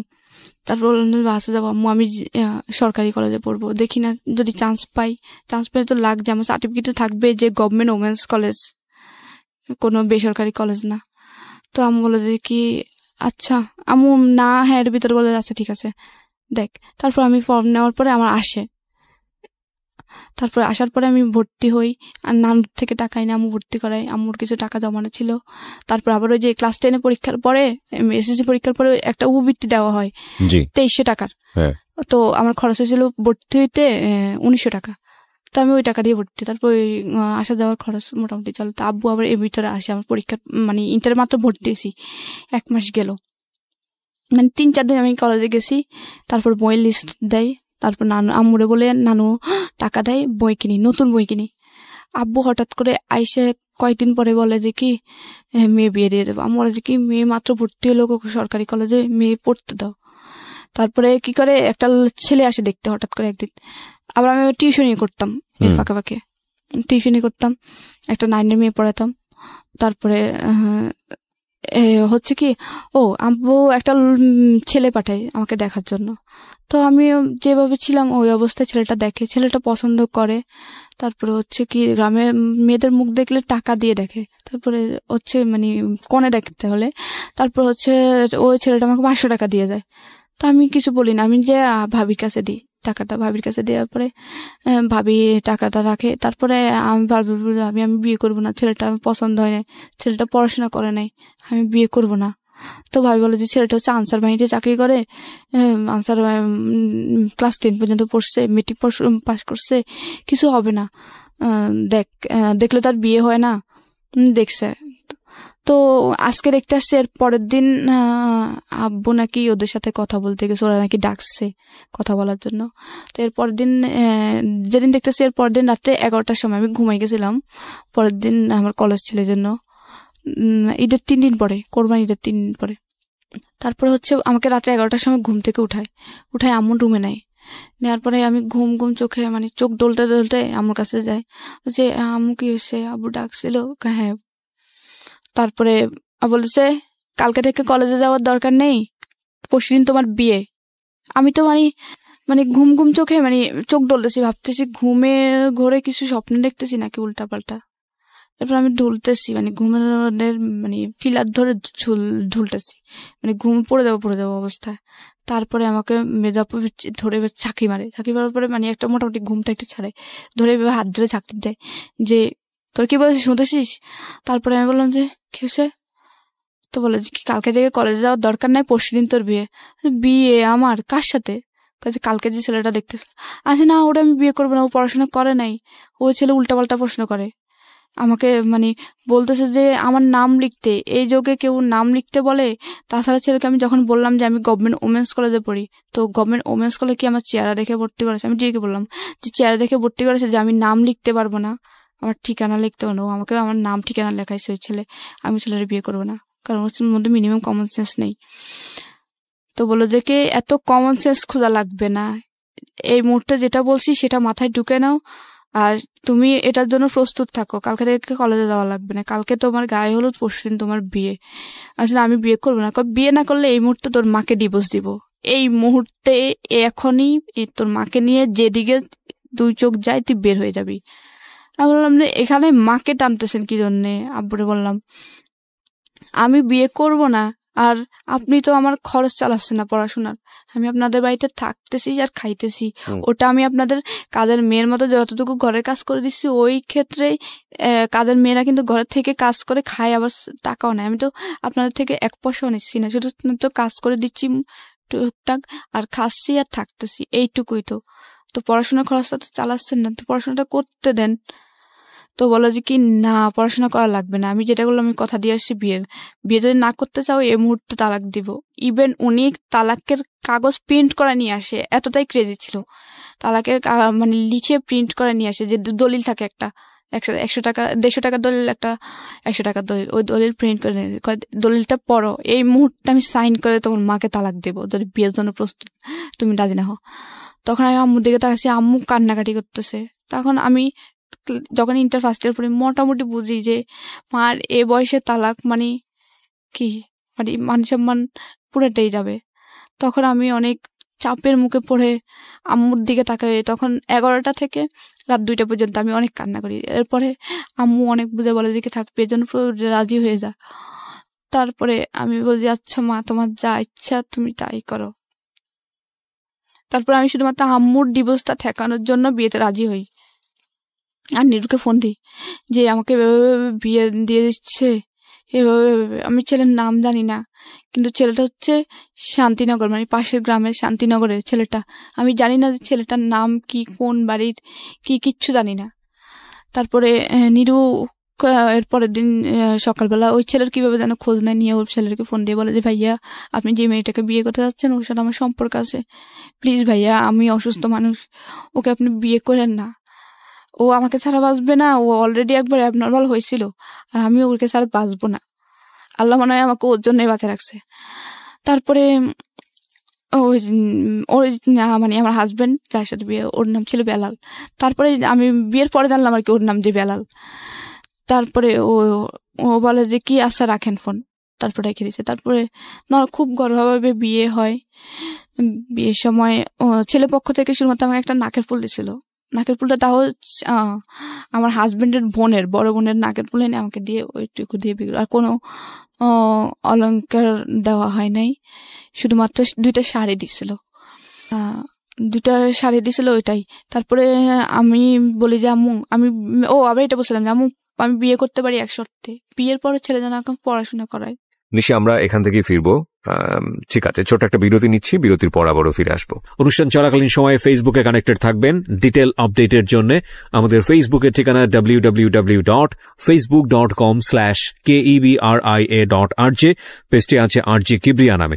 এছাড়াও চলে আসতে পারেন আমাদের ঢাকা FM এর পেজে www.facebook.com/ILoveDhakaFM, লাইক দিয়ে কানেক্ট থাকবেন please.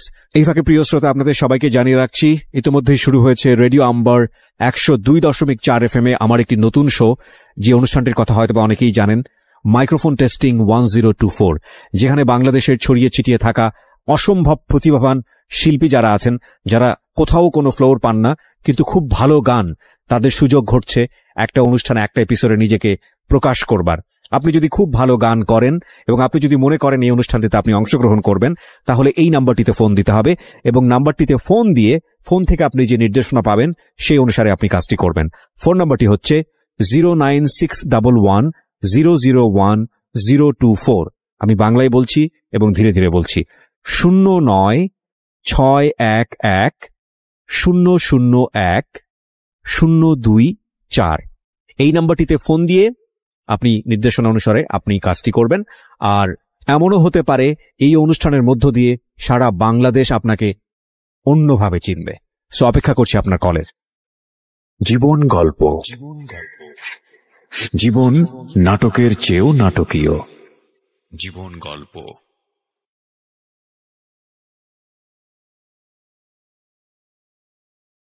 Love, hate, challenge, motivation, lies, truth, impossible, virtue, morality, something beyond entertainment. Welcome to my stage of reality. Stay tuned. Sunday and Wednesday with me, RJ Kibriya, only on Dhaka FM 90.4. জীবন গল্প। জীবন নাটকের চেয়েও নাটকীয়। জীবন গল্প। স্বাগত আরো একবার বিরতির পর আপনারা শুনছেন ঢাকা FM 90.4 সারা দেশব্যাপী। আমি আরজি কিবরিয়া আপনার সঙ্গে রয়েছি, নিশি রয়েছে আমাদের সঙ্গে। নিশি, আমরা যেখানটায় ছিলাম, তুমি শুধুমাত্র ছেলেটাকে এটা রিকোয়েস্ট করো যেন আমাকে পড়াশোনা, আমি পড়াশোনার প্রতি খুবই ইন্টারেস্টেড ছিলাম যে আমি পড়াশোনা করবই, যেন আমার একটা ইয়ে থাকে যে আমার কেউ নাই, আমার পড়াশোনা আছে, এটা আমারই থাকবে, এটা কেউ কখনো নিতে পারবে না। তো আমি বলা যে কি, আমি ছেলের সাথে কথা বলছি, ছেলে তোমাকে পড়াশোনা করাবে, তুমি চিন্তা করো না। তারপরে আচ্ছা, আমি কিন্তু এদিক দিয়ে নিরুকে বলে রাখছি যে তুমি আমাকে কোনোভাবে নিয়ে দাও। তখন নিরু খুবই অসুস্থ ছিল, ওর হাইড্রোজের কেমন ছিল, ওর খুবই প্রচন্ড বুকে ব্যথা ছিল, খুব অসুস্থ ছিল, ও কিছু করে না। তখন ও চিন্তা করলো যে আমি ওরে নিয়ে আসবো। ও খুব কান্না করছিল, খুবই, ওর ফোনের মানে ওই দিনের কান্নাটা, মানে খুব চিৎকার করে কান্নাটা আমার কানে এখনো বাজে। নিরু, হ্যাঁ। তো আমি বললাম যে তুমি আমাকে নিয়ে যাও প্লিজ, আমি এখানে থাকলে আমার বিয়ে দিয়েই দিবে, আম্মুর ডিভোর্স হয়ে যাবে আমি যদি বিয়ে না করতে পারি, এখানে থাকা অবস্থা বিয়ে না করলে তুমি আমাকে কোনোভাবে পালায় নিয়ে যাও। ও বলে যে কি আমি পালায় নিব কি, নিতে পারতেছি না এখন এই মুহূর্তে, আমি তোমাকে ছাড়তেও পারতেছি না, বা পালায় নিয়ে যাব সেটাও পারতেছি না। আমি যে একটা রোজগার করে নিয়ে তোমাকে পালায় নিয়ে কিছু একটা করে খাবো বা একটা দিন তোমাকে চালাবো, একটা দিন চালানোর মতো ক্ষমতা আমার মধ্যে নাই, ওই এবিলিটি আমার নাই। কারণ আমি আমার বাবার উপর ডিপেন্ড, আমার বাবা আমার সম্পূর্ণ ক্যান্সারের কষ্টে বিয়ার করতেছে। এই অবস্থা আমি তোমাকে নিয়ে কি করব? আমার নিজের রাস্তায় পড়ে মরতে হবে, কারণ আমার ক্যান্সার চিকিৎসা না করলে আমি শেষ। তারপর ও খুব কান্নাকাটি করে। তারপরে আমার নর্মালি ভাবে বিয়ে হয়, আমার 2টা বান্ধবীকে দাওয়াত দিই, আমি খুবই কান্নাকাটি করি। আমার 2 দিনের কান্নায় মানে সারাক্ষণ চোখ দিয়ে পানি পড়ে। তারপর চোখ মুখ ফুলেছিল, আমি ওই ছেলের মুখে দিয়ে কিন্তু তাকাইনি যখন ও আমার দেখতে আসে। তারপরে নামও জানতাম না। তারপরে বিয়ে হওয়ার পরে ওকে যখন সদরে দেয়, মানে সদর বলতে জামাই করে নেয়, তো নেওয়াটা শেষ হলো। তারপরে হচ্ছে কি, কথা ছিল যে আমাকে উঠে নিবে না, আরো 3 মাস পরে উঠে নিবে, বা ছেলেও থাকবে না। তারপরে ছেলে থাকবে না, তারপরে কি ছেলে হঠাৎ করে বলতেছে যে বিয়ের কাজ সম্পূর্ণ সন্ধ্যার পরে বলতেছে কি ছেলে আজকে যাবে না, ছেলে থাকবে এখানে, মেয়ের সাথে থাকবে। তারপরে রাত্রে 11টার দিকে মানে নর্মালি ভাবেই ওর সাথে আমাকে দেয়, মানে বাসুরে দেওয়ার পর আমি ওর নাম জানতাম না। তারপরে ভাবি বললো যে, ভাবি ছিল আমার, ভাবি আমাকে বললো যে ওকে সালাম করো। আমি নর্মালি ওকে সালাম করলাম, করার পরে ভাবি চলে গেল। তারপর দরজাটা অফ করলো, আমি ওর নামও জানি না তখন পর্যন্ত। আর ও আমাকে প্রথম বললো যে কি, কালকে আমাকে একটা ছেলে ফোন দিয়েছিল, ওর ডিরেক্ট প্রথম কথা এটা, ভাবির যে রুম থেকে বের হয় ও সোজা এটাই কথা ছিল যে কালকে একটা ছেলে আমাকে ফোন দিয়েছিল, ছেলেটার নাম নিরু বলছিল। ছেলেটা বলছিল তোর সাথে নাকি ওই ছেলের সাথে সম্পর্ক ছিল, এটা কি সত্য? তাই আমি ওর সাথে লুকাই না, কারণ ওর সাথে যখন আমার বিয়ে হয়েই গেছে তখন আমি ওর কাছে বলি যে হ্যাঁ সম্পর্ক ছিল। জাস্ট এটা বললাম যে সম্পর্ক ছিল। আমার এখনো মনে পড়ে ও আমাকে এত পরিমাণ থাপ্পড় দিছে, মানে একটা মেয়ের জীবনে স্মরণীয়। বাসর রাতেই তখন পর্যন্ত আমি ওর নাম জানি না। ওর সাথে আমার প্রথম কথা এটাই ছিল, ওর সাথে আমার বলা প্রথম কথা এটাই যে হ্যাঁ ছিল হাজবেন্ড প্রথম ইন্ট্রোডিউস। আমি ভাবলাম যে শুরুটা হয়তো অনেক সুন্দরভাবে হবে, যে ও আমার নাম জিজ্ঞেস করবে বা জিজ্ঞেস করবে যে আমি ভবিষ্যতে কি হতে চাই, আমাকে ওইভাবে করতে যাবে, যে আমি কি হতে চাই আমাকে ওই বানানোর চেষ্টা করবে, যে পড়াশোনা কন্টিনিউ করবো। আমাকে প্রথমে জিজ্ঞেস করলো যে তোর নাকি একটা ছেলের সাথে সম্পর্ক ছিল, ছেলে আমাকে ফোন দেয়। বলার পরে আমি বললাম যে হ্যাঁ ছিল। ও আমাকে এত পরিমাণে থাপ্পড় দেয়, মানে থাপ্পড়ের পর থাপ্পড় 2 হাত দিয়ে দিয়েছে, 2 গালেই দিতেই ছিল। আমি খুব জোরে কান্না করি তখন। করার পরে ও আমাকে বালিশ চাপা দিয়ে মুখের মধ্যে বালিশ চাপা দিয়ে ধরে বলে যে গলার সাউন্ড যেন রুম থেকে বের হয়ে না যায়। আমি খুব কান্না করতেছিলাম, কিন্তু আমার ওই পাশের রুম থেকে আমি এত জোরে কান্না করতেছিলাম, থাপ্পড়ের আওয়াজ কিন্তু শোনা যাচ্ছিল, আমার ভাবি শুনতেছিল।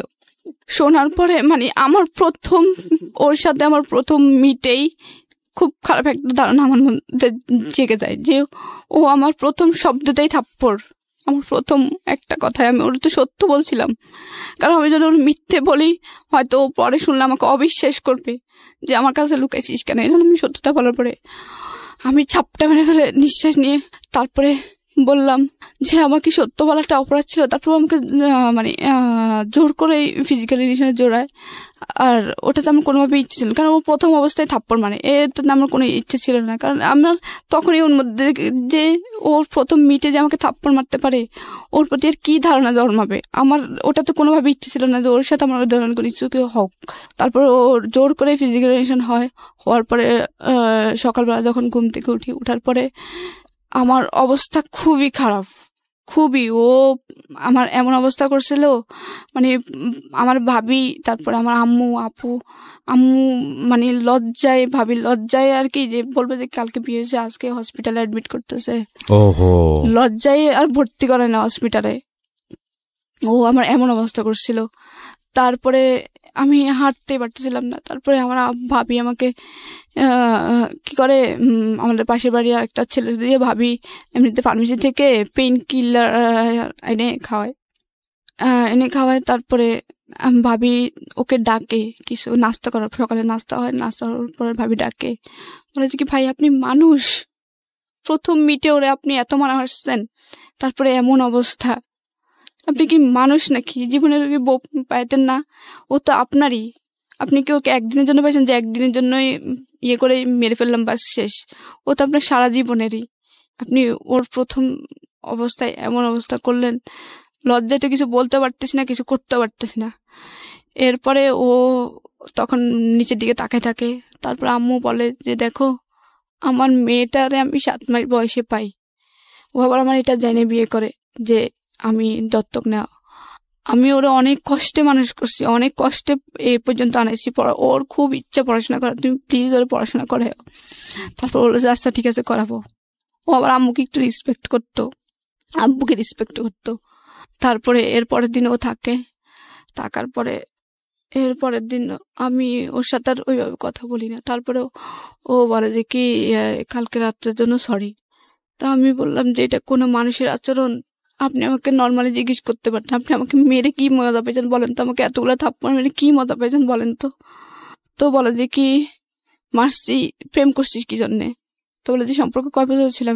4 বছর। ওর সাথে সাথে মুখ ঘুরাই ফেলে কয় যে 4 বছরের সম্পর্ক, কি না কি হয়েছে আল্লাহ জানে।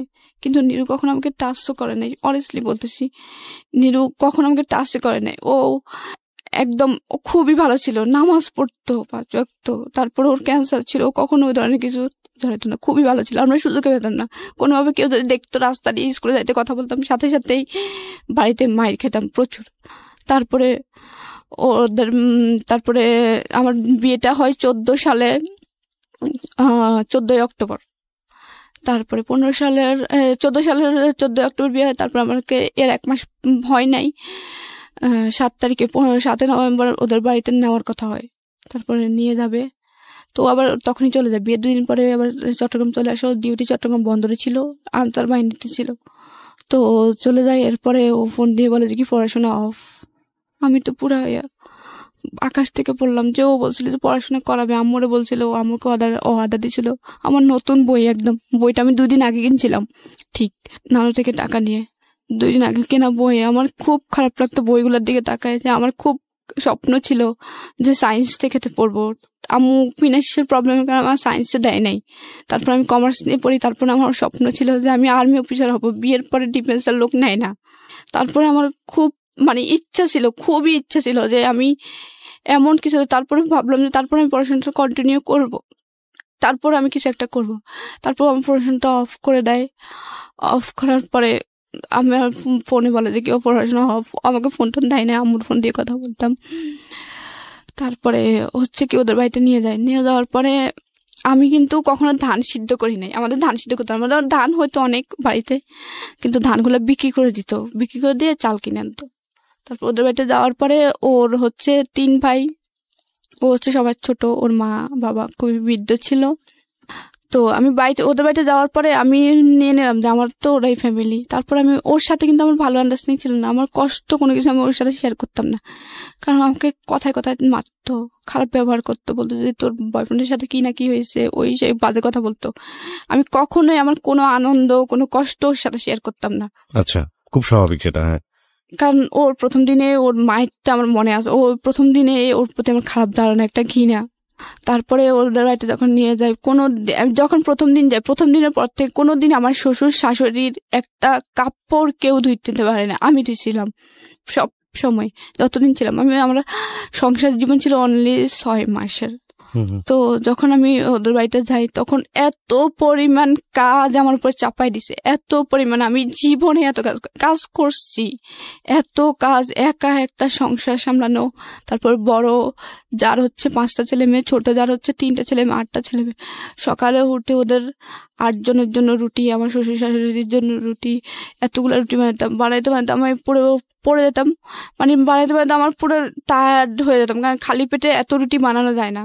সকালে ঘুম থেকে সেই ভোরবেলা উঠেই এত কাজ করার পরে যখন একটু খাওয়ার টাইম হতো, তখন আমি খাবো সবার লাস্টে, তখন বলতো যে কেউ যদি এসে জিজ্ঞেস করতো যে বউ যে সকাল থেকে, ধর নতুন বউ অনেকে দেখতে আসতো, তখন বলতো যে কি বউ সকাল থেকে কাজ করতেছে, নাস্তা খাইছো? তো আমার শাশুড়ি বলতো যে সকাল থেকে এখনো কোনো কাজে হয় নাই, কাজ না করলে কি খিদা লাগে?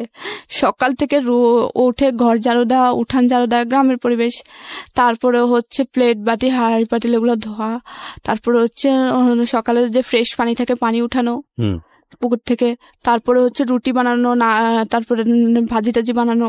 এরপরে আমার শাশুড়ি বলতে যে সকাল থেকে এখনো কোনো কাজে হয় নাই, কাজ না করলে কি খিদা লাগে, এখনো খাওয়ার সময় হয় নাই। আমার ওই জিনিসটা খারাপও লাগতো, আমার হাসিও পেতাম, যে লাইক জোক, আর যে কাজ না করলে নাকি খিদা লাগে না। তারপরে হচ্ছে সকাল থেকে এত কাজ হয়েছে, তারপর বলতেছি না এত খাওয়ার এত পরিমাণ কষ্ট দিয়েছে, ছোট্ট একটা রুটি উনি দিতে, রুটিটা ভাগ করে অর্ধেকটা দিতে। আমার খুব খারাপ, কারণ যখন অনেক বেশি পরিশ্রম হয় তখন খাবারটা ডিপেন্ড করে, খাবারটা অনেক তাড়াতাড়ি একটু তাড়াতাড়ি খিদা লাগে, কিন্তু খাবারটা চাইতাম টাইম মতোই খাইতে বলতাম। আমার না দেওয়া ছাড়া, আমার একটা ছোটবেলা থেকে অভ্যাস যে আমাকে কেউ বেড়ে না দিলে আমি নিজের হাত দিয়ে কোনো খাবার নিয়ে খাই না। তখন আমি নিজে থেকে, আমার আম্মু শৃঙ্খলা শিখেছিল ওই বাড়িতে থাকা অবস্থায়। আমি বলতো যে কি তোমার ভাবি যখন বেড়ে দিবে তখন খাবা, বা আমি বেড়ে দিলে তারপরে খাবা, নিজের হাত দিয়ে খাবা না। তো ওই থেকে যখন ওই শ্বশুর বাড়িতে তখন আমার শাশুড়ি দেওয়া ছাড়া খেতাম। তো তারপরে আমি সবকিছু রান্না করতাম। ধান সিদ্ধ করতে দেয়, অনেকগুলো ধান সিদ্ধ, 27 মণ ধান সিদ্ধ করি একা একা, ধান অনেক দূরে মাঠে নিয়ে যেতাম, করতাম। তারপরে একদিন আবার শ্বশুর বাড়িতে প্রথম মাইক যেটা। ঠিক আছে, ছোট একটা বিরতি নিচ্ছি, বিরতির পর আবারও ফিরে আসবো। অনুষ্ঠান চলাকালীন সময়ে ফেসবুকে কানেক্টেড থাকবেন ডিটেল আপডেটের জন্য। আমাদের ফেসবুকের ঠিকানা www.facebook.com/KEBRIA.RJ, পেজটি আছে RJ কিবরিয়া নামে।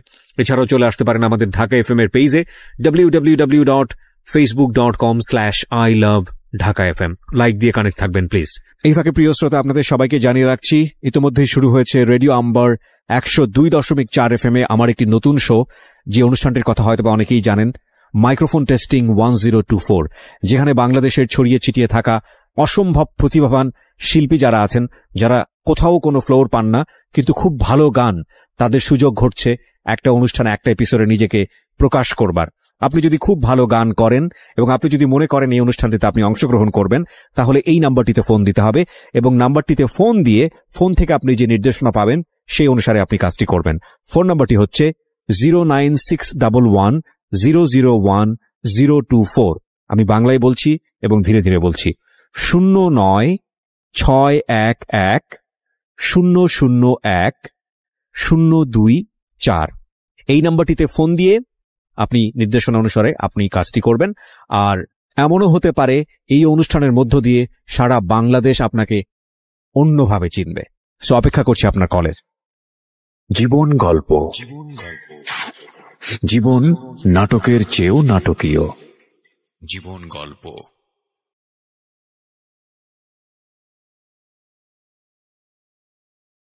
Love,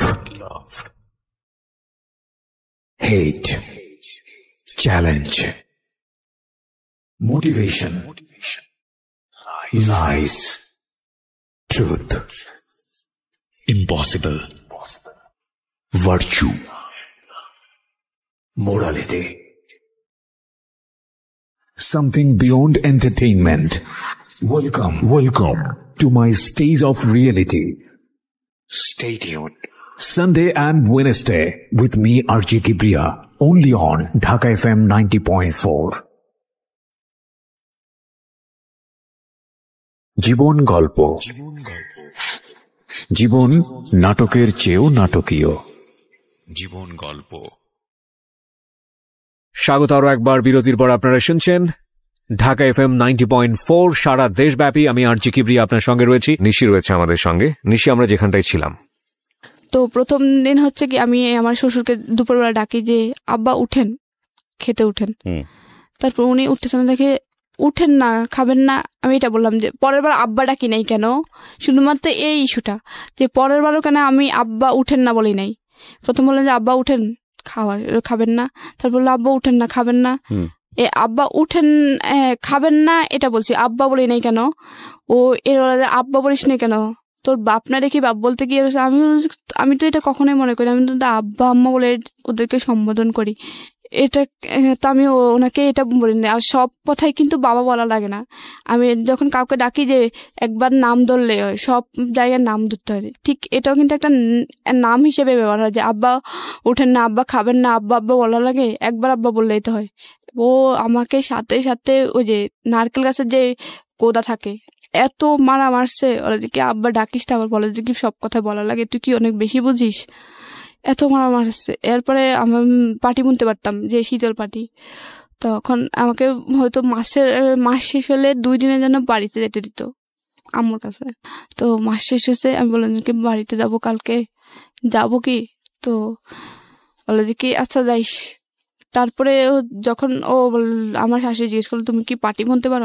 হ্যাঁ পারি, কিন্তু এমনিতে কারো থেকে শিখি নাই। বড় আপু পারতো, কিন্তু বড় আপু কখনো আমার শিখেতো না, উনি আমার সামনে বানাতো না। এমনিতে আমি দেখে দেখে পারি, যে পাটি বানানো শেষ হয়ে গেছে, বাটিটা টানা রাখছে, ওখান থেকে দেখে দেখে পারতাম, শিখে গেছি। ও বলার পরে সাথে সাথে ও পাটি বানার যে গাছ থাকে ওই গাছ কাটা শুরু করে দিয়েছে, যেন আমি বাড়িতে না যেতে পারি। তারপরে আমার বাড়িতে যেতে খুব বিয়ে করতো, কারণ এখানে আমি খুবই অত্যাচারিত হতাম, খুব মারতো। আর আমার শাশুড়ি খুব মিথ্যে কথা বলতো ওর কাছে। তারপরে পাটি বানার গাছ কাটে, তারপরে আর যাওয়া হয় না বাড়িতে। তারপরে ওগুলো ছিলে টেলে শুকিয়ে টুকে পাটি বানাতাম। একটা পাটি বানাইছিলাম 5 আছে 6টা, একটা বানাইছে, আর একটা বানানো অর্ধেকটা বানাইছে। বানানোর পরে ও আমার শাশুড়ি প্রতিনিয়ত মিথ্যে কথা বলে, ও এই জন্যই আমার ওর চিটাগং থাকা অবস্থায় আমার সাথে খারাপ ব্যবহার করতো। তারপরে একদিন সন্ধ্যার সময় পাটি বুনতেছি, বোনার পরে মাগরিব আজান দিয়ে উঠে যেতাম যে আর নামাজ পড়তে হবে। তো মাগরিব আজান দিয়েছে, আমি উঠছি, তখনই ও ফোন দিছে। ফোন দেওয়ার পরে তখন আমি ফোন রিসিভ করে কথা বললাম। তারপরে কথা বলে ও বলে যে কি মার কাছে দাও, তো মার কাছে দিলাম। ওরা আমার সাথে কথা বলছে। তো আমি অনেকক্ষণ তো মানে নিচে বসেছিলাম, মাটিতে বসেছিলাম, তো পাথরে। এখন আমার কোমর ব্যথা করতেছে, একটু খাটে বসলাম, আমার শাশুড়ির খাটে। তো উনি নিচে বসে নামাজ পড়বে বলে বসে আছে তফসিলে। উনি নামাজের বিছনায় বলতেছে তোর বউ এখনো পর্যন্ত একটা পাতি মানে বিছনার একটা পাতা গাঁথে নাই, চিকন যে পাতা থাকে ওই পাতা একটাও গাঁথে নাই। ও সারাদিন একটা কাজও করে না, একটা পাতাও গাঁথে নাই। আমি মাত্র পাতা গেঁথে উঠলাম, মাত্র ও ফোন দেওয়ার পরে উঠলাম। মাগরিব আজান দিচ্ছে, এখন নামাজ পড়তে হবে, হাঁস মুরগি ঢুকাতে হবে, তারপর পানি টানি ঢুকাতে হবে, এজন্য।